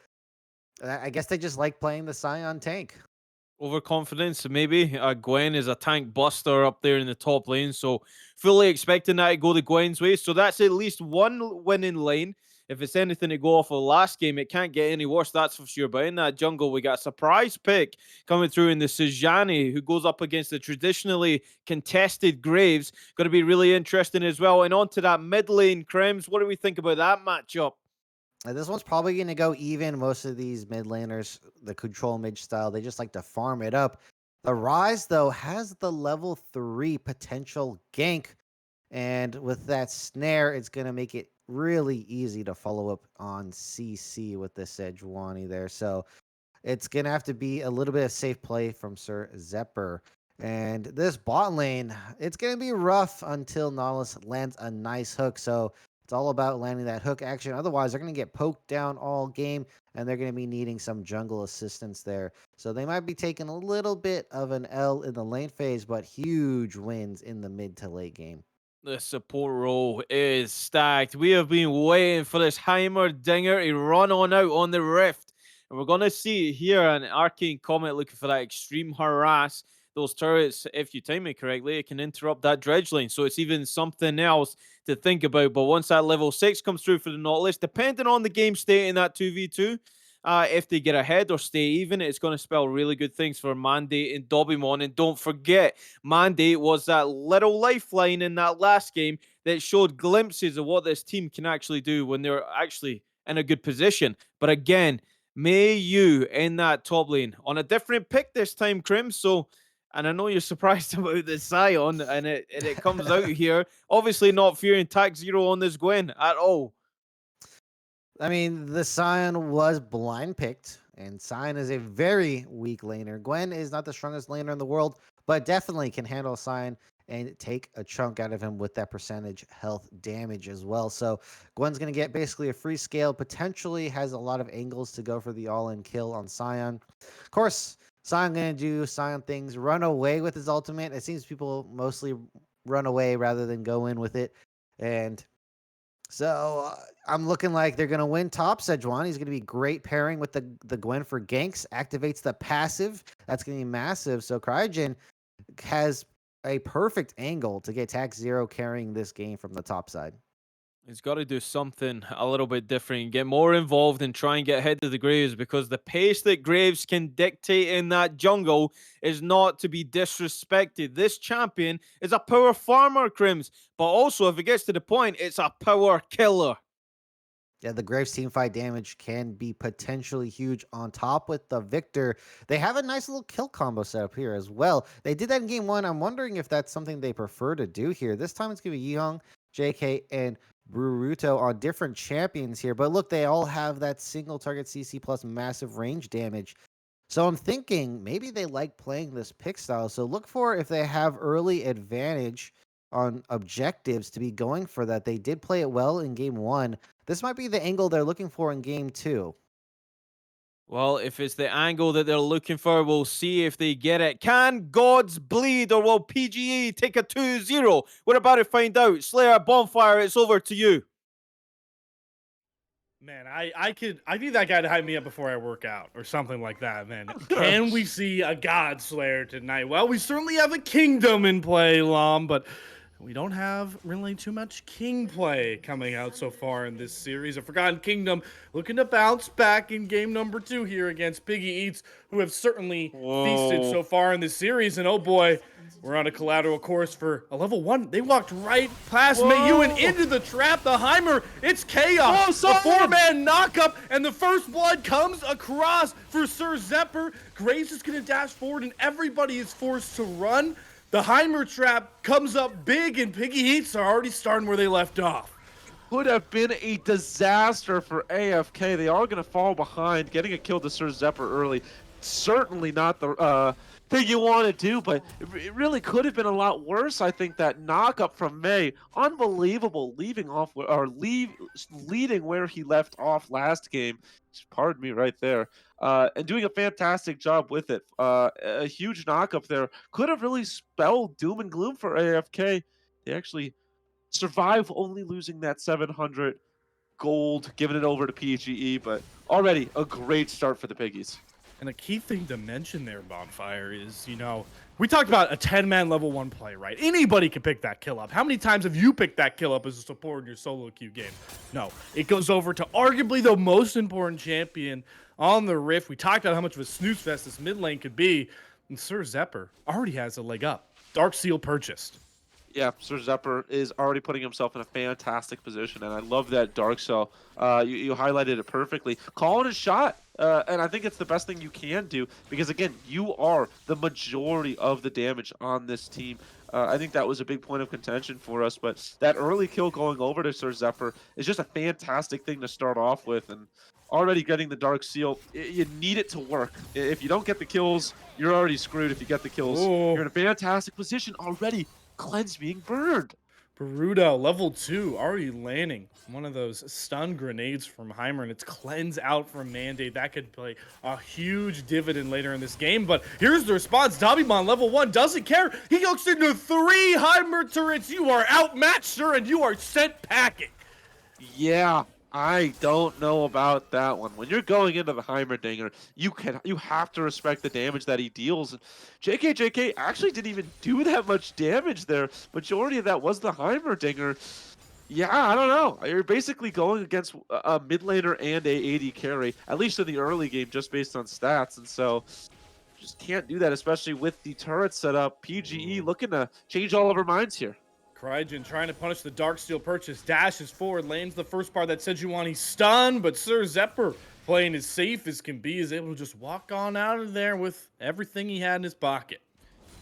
Sir Zepper played that perfectly. That walk did get a little bit worrisome there, but it was less about once he saw the Sejuani and a lot more about where he positioned himself as the drone flies its way over to Cryogen. So good job. I think I'm actually not sure if it spotted Cryo there. But yeah, no, I mean, just a fantastic positioning from Sir Zepper with the knowledge that Cryogen could have been there.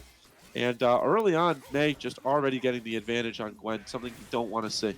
And look at this. Yeah, Yihung is looking to press the issue. Mandate, no cleanse, has flash here. And they're going to set up for the dive. The volley lands. Mandate's already stupidly low, and Yihung takes the kill for free. But there's a hook back, and Dabimon punishes the dive. It goes 1 for 1 all in the end. Yeah, but it goes 1 for 1. 1 kill to Dabimon, 1 kill to Yihong. I'll tell you what. I'll tell you which one I prefer to have the kills. I think it might be the Graves. Although Cryogen could have got something out of this in the top side. Failed a mid gank, but one hell of a route here. He's completely cut wave, off though. Mayu. And the wave, yeah, I mentioned that. Gwen is just completely pushed off, and this is a pseudo 1v1. And Sejuani just has to walk out of there. Ghost pop for Mayu. He's not done with this Freljord. Warrior steps forward, lands a slow How's with that that flash? Q. Flash away, forced out of Cryogen. And it seems like the jungler for Forgotten Kingdom can't do anything right early.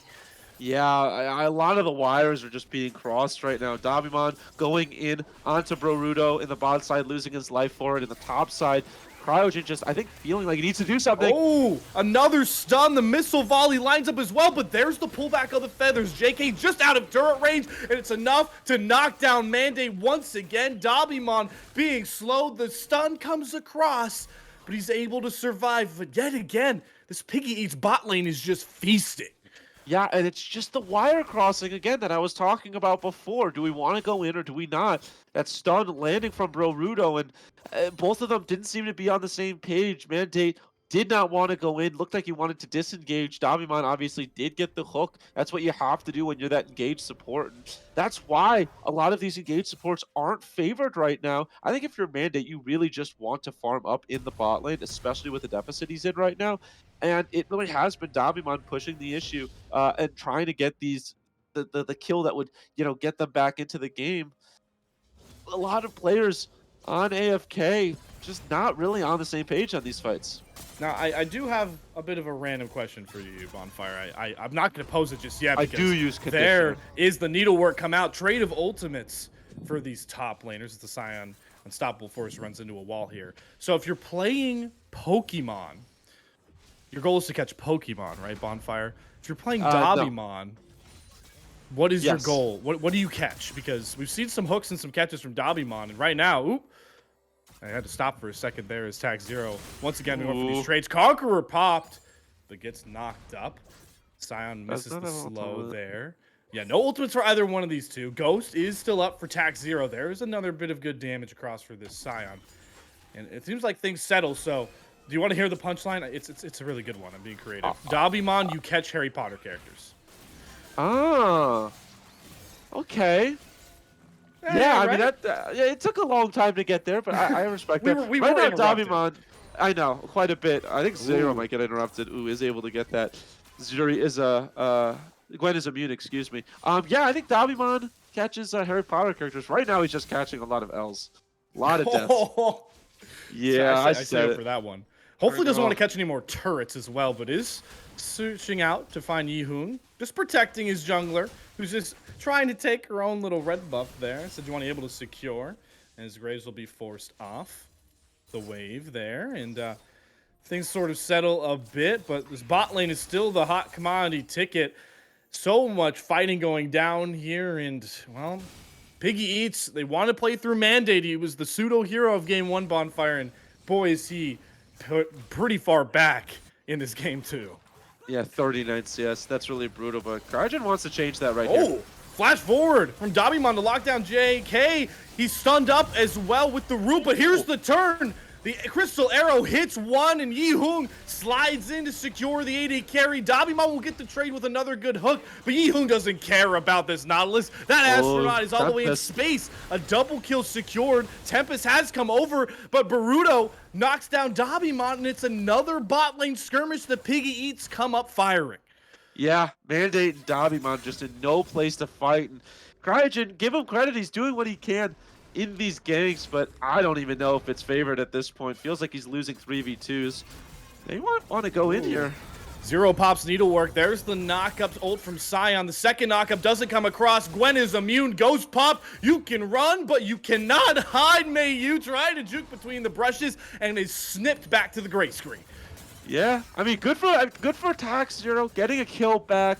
They have as many kills as they had in the entirety of the last game, and so you can at the very least say that this Forgotten Kingdom has made a little bit of a resurgence, kind of like Detroit now. Was a city that had fallen, now is making a return. However, just like Detroit right now, it's still not doing so great. Down to about 4,000, 3,500 gold. Yeah, that's rough. I mean, we thought that this is the team comp, but at the end of the day, it does just come down to execution. And you look at those 3 kills, and you're like, oh, they're only down about half those kills. 2 of those kills are on the Nautilus. So that's a little rough. Yeah. Cryogen? Okay, jeez. Dabimon grabbed the first kill for Forgotten Kingdom in game 1. There's the Crystal Arrow, forces Cleanse out. The stun grenade doesn't land for Boruto, and once again, Mandate just not allowed to hold those summoners for more than 30 seconds, it seems. Yeah, hasn't used the ultimate in the way that me and Crims thought he might.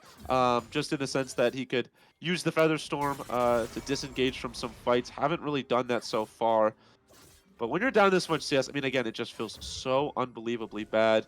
It's Heimerdinger. I wanted to talk about it in the previous fight. I don't think I'm gonna have a chance to talk about it right now, Ooh, so we're gonna yeah, have here we another go. fight in the top side. Tag 0, there is a miss. Glacial Prison, though, on to Mayu, but it doesn't matter. Hello from the shadows. Ionian Tempest shows up for a nice 3-man play, and this Gwen is pretty much starting to roll for Forgotten Kingdom in the top lane. And that's what it's going to have to be. It's going to have to be the side laning, because you also have to keep a look on this Rise. Does have to be careful from Sir Zephyr. Gonna get stunned. Wow, okay. Yeah, it's gonna have to be that side laning, right? The Gwen doing it so incredibly well. However, with the dragon stacking starting, still at a pretty decent time, it might force them into the team fights late. However, Mandate, they might not get that late. Oh, he does have Feather Storm. He's going to utilize There it. it is. Dodges the Grave Zolt, so there's a little bit of styling on the Xayah, and will be safe. But man, it feels like Piggy Eats Bonfire are so pissed off that they nearly lost one fight to Mandate. He's just not allowed to play in game 2. No, he's not. Ooh, in the top side. Maybe did use his ultimate to try to go in on Zero, but it looks like Zero used the alcove there pretty well, and so that is going to be an ultimate from May, really for the cost of nothing there. I do want to say Cryogen has done a much better job since that failed gank in the top side in helping out Tag Zero. And I think Tag Zero is doing a really good job of abusing the Scion. That is the one lane that they're winning in, and they're winning pretty heavily in, although it does Need to have to be work careful. out. Yeah, Tag Zero's they want going another. forward, and he's got friends, Bonfire. Mayu surrounded by 3, tries to turn back on to Gwen, but Tag Zero keeping his distance. Zero chance this Gwen's going to knock down, and Ionian Tempest and Cryogen just trying to chop down this tank. They send him to the corner, and they say, time out. It's time for you to go back to black and white. Yeah, and it's another kill, or excuse me, it's a kill for Ionian Tempest, which is exactly what they need. I think that's so smart, getting him a kill. And right now, Sir Zephyr might have been pushed up a little bit too far, but does have the help of Bro Rudo. Hex Dabimon, flashes into the wrong scenario, Dabimon. You're being flanked by the Heimer, the Chaos Storm. Enough, and Sir Zephyr claims to kill back for himself in the mid lane. Dabimon making like the real Dabi and dying early, dying young. Oh, Sorry, too spoiler warning. Yeah, I know, real soon. too soon, but like it's 12 true. years too soon. I know. Dabi wants a sock. Dabi instead is going to get an early green. Yeah, this is a rough 2-4 game from Dabimon, and it really is a continuation of the last game on the Yumi. I felt like he got picked just a little bit too much for playing a champion that shouldn't ever really get picked. Oh, Ooh, another no. glacial prison is whipped by Cryogen, who certainly feels like he might want to go back to a cryo chamber to relax some of those muscles, trying to throw that glacial prison across, and doesn't find anything once again. And you know, they are down 5k gold, Bonfire, but at least you can applaud them. It seems like game 1, when they were really falling behind, they were just playing so passively. They are trying to make plays across the rift at least, and oh boy, Dabimon. He's not catching Pokemon. He's not catching Harry Potter characters. He is catching fat L's, and it's in the form of a couple missiles and an arrow. Rito, the champion of that kill. Yeah, Dabimon just having a bit of a rough one this game. Everyone has them, but really not a good game they have in it. Hold on. Tag Zero's now outnumbered here as Yi Hung has come up across, whiffs the dodge. Q-ult combo from Graves, though, and Mayu very low. The needlework nearly shuts down the Scion, but is able to heal, and oh my god! Sniper alert with the needles! This guy's on a killing spree in the top lane, Tag Zero. 3-0 triple kill, if you will, in Call of Duty terms. And that's exactly what you need. This Gwen can be the great equalizer in these fights. It's just such a strong champion. Not as strong as she used to be, sure, but What is going it's still on? very strong. This is just the longest trade ever, although this might be the end of That's a trade Chaos very Storm out Bonfire, and it's going to force Ionian Tempest off of it. And Cryogen's back in mid. He's going to try it again here. soon. That's Volta. But yeah, he doesn't have ult. He's not able to line up the stun, so Sir Zephyr is safe again. Dabimon! He's here, and he's going nowhere. He doesn't want to even try the play. And look at this. Wait, hold on. All right. Baruto Dabimon. certainly Dabimon, feels this would be comfortable in enemy territory. This would be Oh! perfect. He gets rooted. He pops the upgraded turret. Will he trade it onto Dabimon? my He flashes away. goodness. And this Heimer's on a rampage. Gravity Field keeps him alive, but Cryogen shuts him down finally. The Heimer also killed off Ionian Tempest, a double from the grave. And Yi Hung shows up. He's going to try and trade back to Sejuani, but she's able to flee back to her own jungle. My God, what just happened? Heimer, nerf him. I don't know what to say at this point. Bro Rudo is really living up to the first part of his name, because after every single fight, I have to say bro, because that is unbelievable stuff that he's doing on this champion. It's supposed to be more of a utility pick. You pick it for the support, you pick it for the help that those turrets have in dodging a lot of engage. You don't pick it for the damage normally, but Boruto is just changing that. Now I have a theoretical question for you, Slayer. If Dabimon is Pokemon, but for Harry Potter, is Boruto kind of like those Vine compilations, but for Naruto? I was thinking that he was a surfer dude who loves burritos. Oh, But I I like could your see theory that. more. I kinda let's like your run with theory pop more. culture. Well, I don't know what to say. I love to that. burritos. I really like burritos, so I don't know. Maybe I'm too hungry. Either way, he's definitely chomping down on the burrito that is Ooh, EGE. Was that a hex flash or a flash flash? that was a a hex flash. flash from Dabimon. He Oh, whiffs the man. hook and takes about 60% of his health trying to leave from a couple of normal turrets from Burrito, who's trying to pack him into a burrito and eat for Piggy Eats.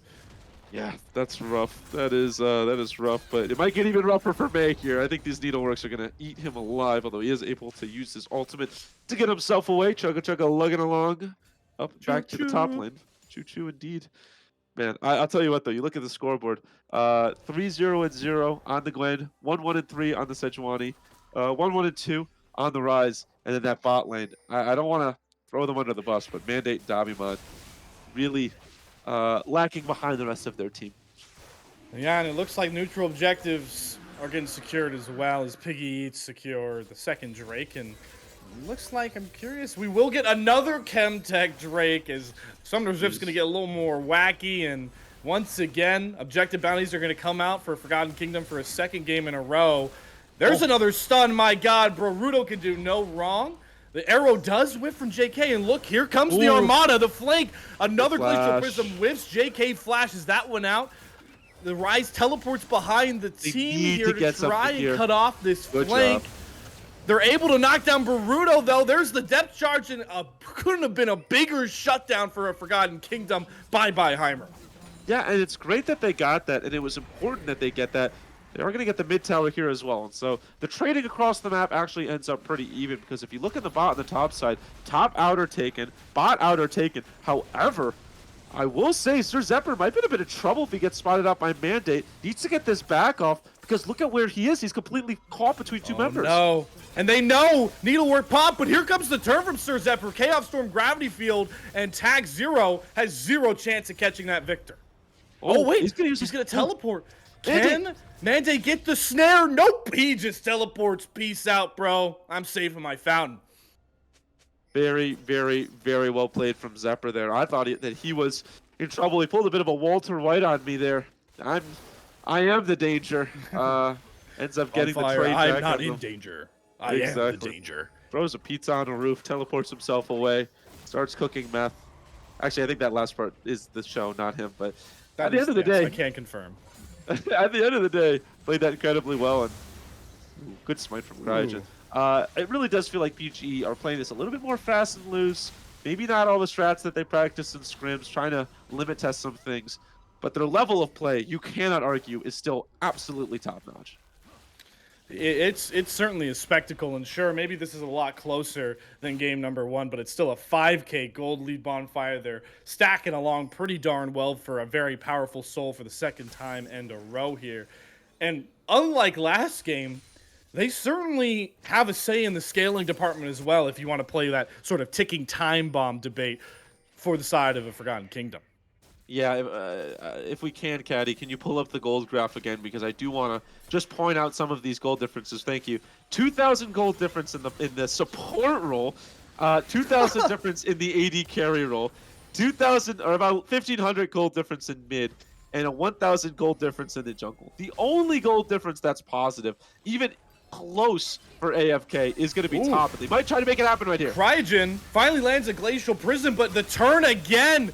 This is the man that's the danger. Sir Zephyr forces Tag Zero, very low health with the Chaos Storm. Flash forward and Ehung secures the kill. The Gwen is down. The Gwen is down. But here comes the turn. Ionian Tempest is able to find a trade, but it's a teleport from Sion. He knocks him out of his own TP, and Ionian Tempest will fall, and Piggy Eats mark all of AFK down in the jungle. Yeah, they might have a forgotten kingdom at the end of the day because nobody wants to remember how this series went. Absolute domination from PGE, and that fight really showed it. Yeah, they get hogged back, but that is after a flash engage. It really feels like all of the bells are turning at the same time for Piggy Eats, doing a fantastic job of lining up all of their ultimates, and it starts with JK getting that crystal arrow. Yeah, he certainly enchanted it before shooting it because it completely shut Tac Zero down, doing a fantastic job of keeping Sir Zephyr alive, and then the counter engage, the gold difference, bing, bang, bong, AFK has to run away. Yeah, it was just such a well played disengaged fight, and that's what we've rarely seen from Piggy Eats, right? Even when they were playing slow in game one, they were still aggressing a majority of the time across in front of the inhibitor, around those Baron and Drake pits, and they're showing all their, all their that they can play multiple style of game, right? They're showing off this disengaged comp, and it might not be a 10K gold lead bonfire, but I think anybody would take a 7K gold any day of the week as well. Yeah, I think they're pretty content with how this game is going. Like I said, they're playing it a bit more fast and loose. The goal difference is a little closer, but what they're lacking maybe in kills differential because they give it up 9. They're making up for in the CS, and I want to highlight that as well. We haven't really talked about CS this series just because of how dominant it's been, but it has gone over to the side of PGE in droves. However, I might have to stop my point right here. Both teams are lining up here in the jungle. Could be Bit a of a possible death fight. brush. There's the fog of war you can see. PGE can't see much. They do see the Baron They're started gonna up, flip though. a Baron? And they're just going to flank them. Go behind the Baron pit on the blue side. Tac Zero up in the front line, trying to do as much as he can. But this Scion is so tanky. Crystallized Arrow lands onto the Gwen. Heimer drops his turret. But they've gone on top of Heimer. Yi Hung is able to find Dabimon, but it's a lot of low health bars. The Gwen's still alive. Mandate's still kicking until JK says, Justkin, you're going to the gray screen, and we're acing you and taking the Baron for free. Eats. Remember their name, 2-0, the new team on the block, but the new kids on the block are doing a pretty good job of getting acclimated with the Divine League. Absolutely dominating AFK in this second game. It's not as bad as the first game. I cannot believe I'm saying that because it is an 11,000 gold lead right now for them. That Baron fight was not even close at all. Sir Zephyr teleporting to get this bod tower. Just unbelievable from PGE, doing an incredible job. And this game might kind of feel like a formality at this point. Wrap it up, wrap this whole series up. PGE doing a fantastic job. Well, they certainly have the cards on the table here. Baron in their pockets for another 2.5 minutes, and they also, just casually pick up their third Drake in a row, so Soul is on the board in about 5 minutes as well. It is all up Piggy Eats, and the Hogs are angry and want to stamp their signia on the Divine League. Yeah, Hogs are very angry. I feel like Don't mess with Cryogen. I feel like Cryogen's on the wrong team. You know, I feel like that the Sejuani should be a pick from Yi Hung, just with the whole hog analogy. But it doesn't matter because they're really making her feel like she's a member of PGE this game. Well, they're looking to bully Mei Yu again, who's been the sore subject for PG, and he's just going to turn around and ult right back towards their base. Let's see how the Scion drifts come out. He goes under the inhibitor turret. He's in the base, and on the other side of the map, here might be a catch on the Boruto. Ionian Tempest is certainly no one to scoff at, but here's the real action. This is what I care about. Recall back for Tac Zero. Ghost pop from Scion. Can Mandate get the root? No, he's just out of range. Low health is Mei Yu. Here's Ionian Tempest, though, and the race car driver that is Scion is going to come up with a flat tire in the blue base. Yeah, Mei Yu, I will say, having a bit of a Devout special this game. 1-6-6. However, doing a really good job at split pushing, and the team fighting has been incredibly strong. A little bit of a death brush from PGE. Oh my goodness, they want to get out of the brush though. Arrow lands on the Cryogen, but he's far enough away where none of the follow-up damage can come across, so tanks the arrow for free. Doesn't do a lot of damage, ladies and gentlemen, and that Hog may not be a fan of the Piggies on the other side, but is pretty darn tanky. Yeah, I understand why they're going for picks. I think they might just be having a little bit of fun at this point. I think if they were really trying to end this series right now in the most efficient way possible, they'd get a 1-3-3, well, 1-3-1 going. Instead, they're 5-man stacking bot without mid wave or top wave pushed in. Yeah, but at a macro level, probably doesn't make as much sense as the other way. But again, they just look like they're having some fun. They are up 11,000 gold, so I understand. Have your fun, because this game feels like all but a formality at this point. Well, here comes the siege, though. How is AFK going to respond? Are they going to go away from keyboard, or are they going to stand for their kingdom? Oh, There's Glacial yep. Prison. They've locked down Sir Zephyr, and they force out the Zanyas. He's about a 3rd HP. Depth chart's going to come out. He flashes away to safety, though, but not until Cryogen finally steps up. Shut down over to Sir Zephyr. Attack Zero is going crazy on the backline as well. And a Fallen Kingdom raise their walls. They find the fight, and they knock PGE back to their own base. Yeah, PGE. Getting a little too fast and loose with it right there. Does drop their gold lead about 2,000. Like I said, I think a 1-3-1 might have been smarter. They could have forced some things around, because at the end of the day, that's where AFK feels the most comfortable, is these team fights where they have the Sejuani, locking up members of their team. And Sir Zephyr just walked up way too far right there. I think he'd even be willing to say that. But it really feels like AFK wants them five-manning. Even at this deficit, again, it just shows all they need is one pick, and they feel great about it. And they have the ability with their team comp, with that Nautilus, with that Sejuani, to get that pick. If you're PGE, you just have to shove in waves. You've got the Heimerdinger, you've got the Victor. It should not be an issue. They don't see Mayu. Do they see May here? They don't see No, May. even an upgraded scrying or plant doesn't find Oh it. my God, He doesn't no way. care. He stole the red buff and he wants to fight Mandate. This guy, is his score line turned off? I don't think think it's he bugged, knows he's actually. 1-6. Yeah, I think he's actually 6-1-1. I think it's bugged for us. I'm not gonna Oh, lie, because shoot, okay. nobody who's 1-6-6 plays with that much cojones. If I want to bust out the Spanish, that was ballsy. And I know I'm gonna test our caster chemistry here, Bonfires. We get a bit of a lull. So, Okay. a Fallen Kingdom win that fight pretty big. What analogy am I gonna go to now? If Fallen Kingdom win another fight big, you say? No, it's like basketball, man. They saw the ball go in the hoop, right? Now, maybe they'll play with a little more confidence and they can repeat the strategy, albeit it was at the deficit of a lot of Piggy Eats' macro and misplaying. Yeah, you do love your basketball analogies. I'll give you that. I thought you were gonna go something more in the line of like their Fallen Kingdom is, seeing a resurgence or something like that. This could be the end of the game right now, though. Hold on, they land the arrow. Oh, God, they got Ionian Tempest as we flash. Cryogen, hello, your team is burning alive. Why are you in the base? They already dropped the Rise. Mandate has to flash over the wall, but that's a pretty fast Scion. He cuts off the Zaya, and my God, Yi Hung eviscerates the AD carry for a Fallen Kingdom. Tag Zero, he's been the hero so far for the blue side, and he's forced to Zanya's about 10 HP. The gravity field will stun him up, and Sir Zephyr gets his revenge and more. It's all up to Dabimon, who's been catching L's all game, and he's going to catch one more. It's an ace for Piggy Eats, and that's the series, ladies and gentlemen. Yeah, Tax Hero lives up to his name. Could not be the Tac Hero his team needed. Cryogen just not there at the right time. Some of that's to blame on Cryogen. Some of that's to blame on the team. You know their jungler's not there. You cannot walk up that far. But at the end of the day, all of the AFK mistakes do just come to a PGEW.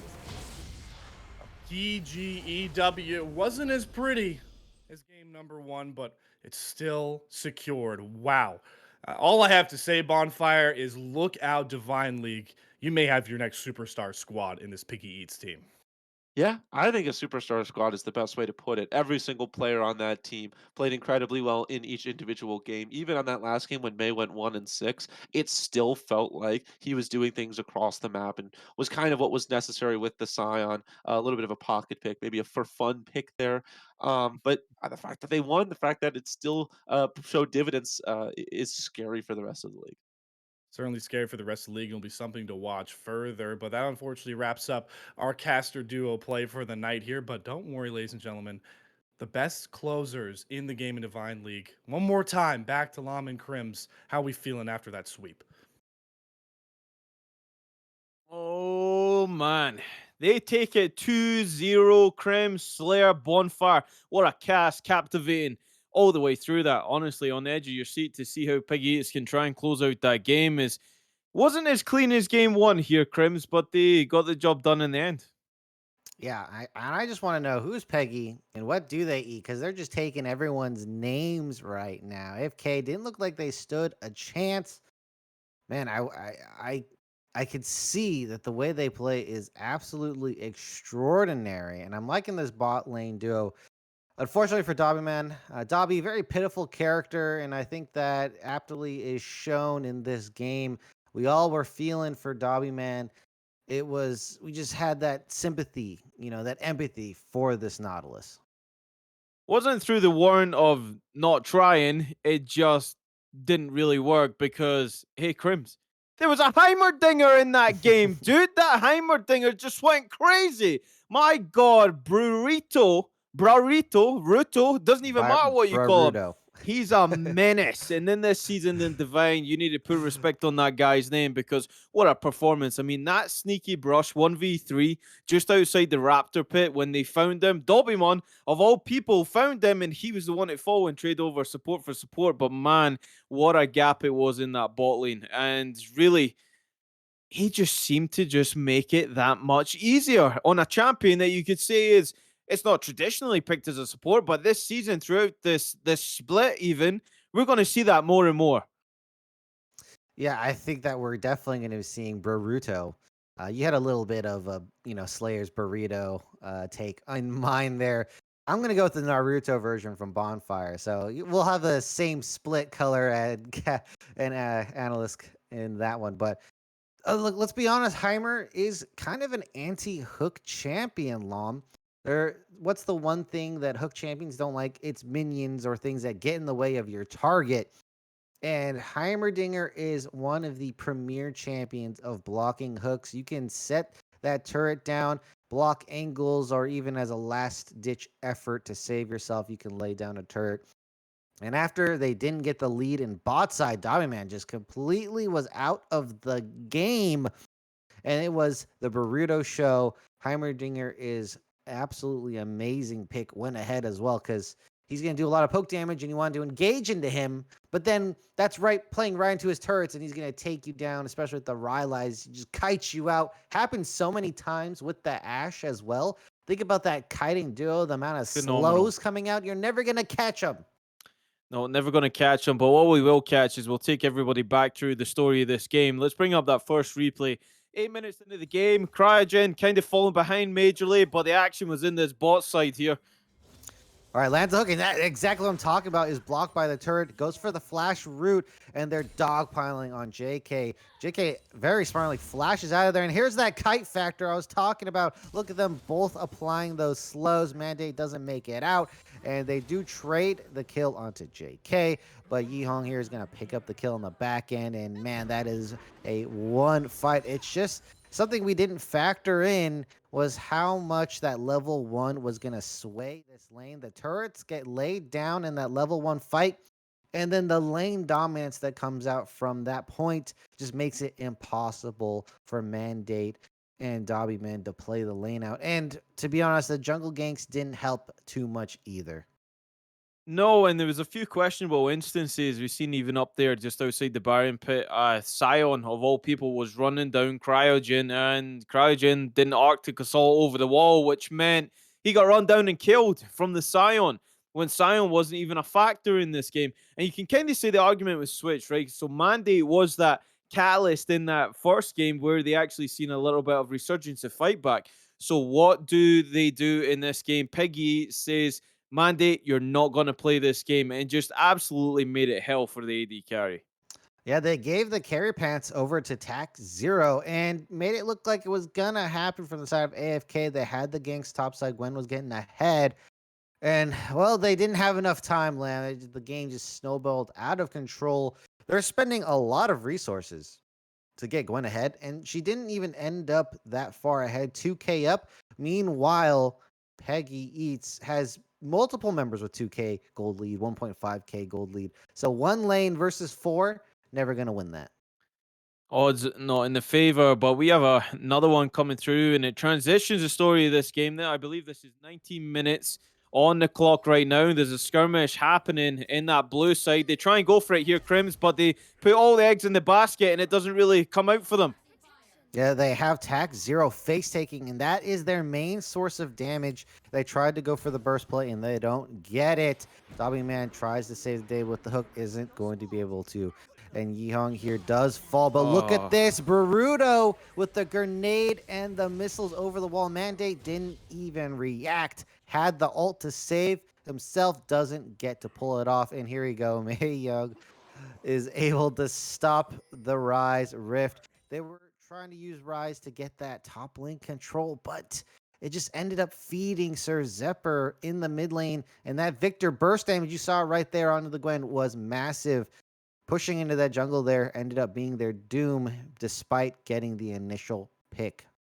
and that top lane kind of went the way that we thought, right? We were kind of Mhm. taken back with the fact that Sion was actually picked up in this game, and uh, it was really surprising, honestly. It took a little bit of time, but Gwen eventually got those solo kills. I believe it was 3 in total throughout that game, but ultimately, top lane just didn't matter. They snowballed the game heavily once they managed to grasp that lead. And now they didn't really do it in such fashion as first game. This was incredibly close. And I do believe up until that 21-minute part, actually, we're going to see it right now. The replay is ready. Caddy is on point with these. Let me tell you, ladies and gentlemen. But here's that fight that kind of dictates how this game ends here, Crims. They start up the Baron here, and it's a desperation play coming through because they know the game's slipping away. The dragon is up. The mid lane pressure is given away. So they have to win this or else the game's completely over. 3-man knockup from Mayo.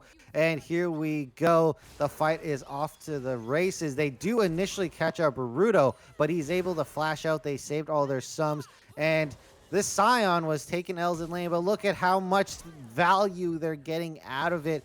And I have to say, Tax Zero getting bursted out wasn't an opportunity to deal the damage the team needed, and it was just a steamroll. And once you lose, this game is completely over. And Lamb, I kind of wanted to point out here the total time it took for PGE to slay AFK. And this is basically an hour for 2 games, Lamb.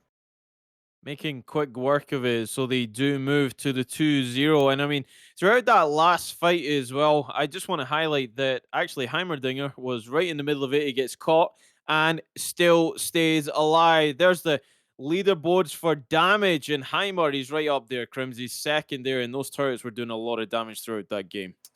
Yeah, getting a lot of free damage onto Dobby Man. Let's be honest here in Sejuani. Poor Lot of Dobby. champions that have to dive into this Heimer.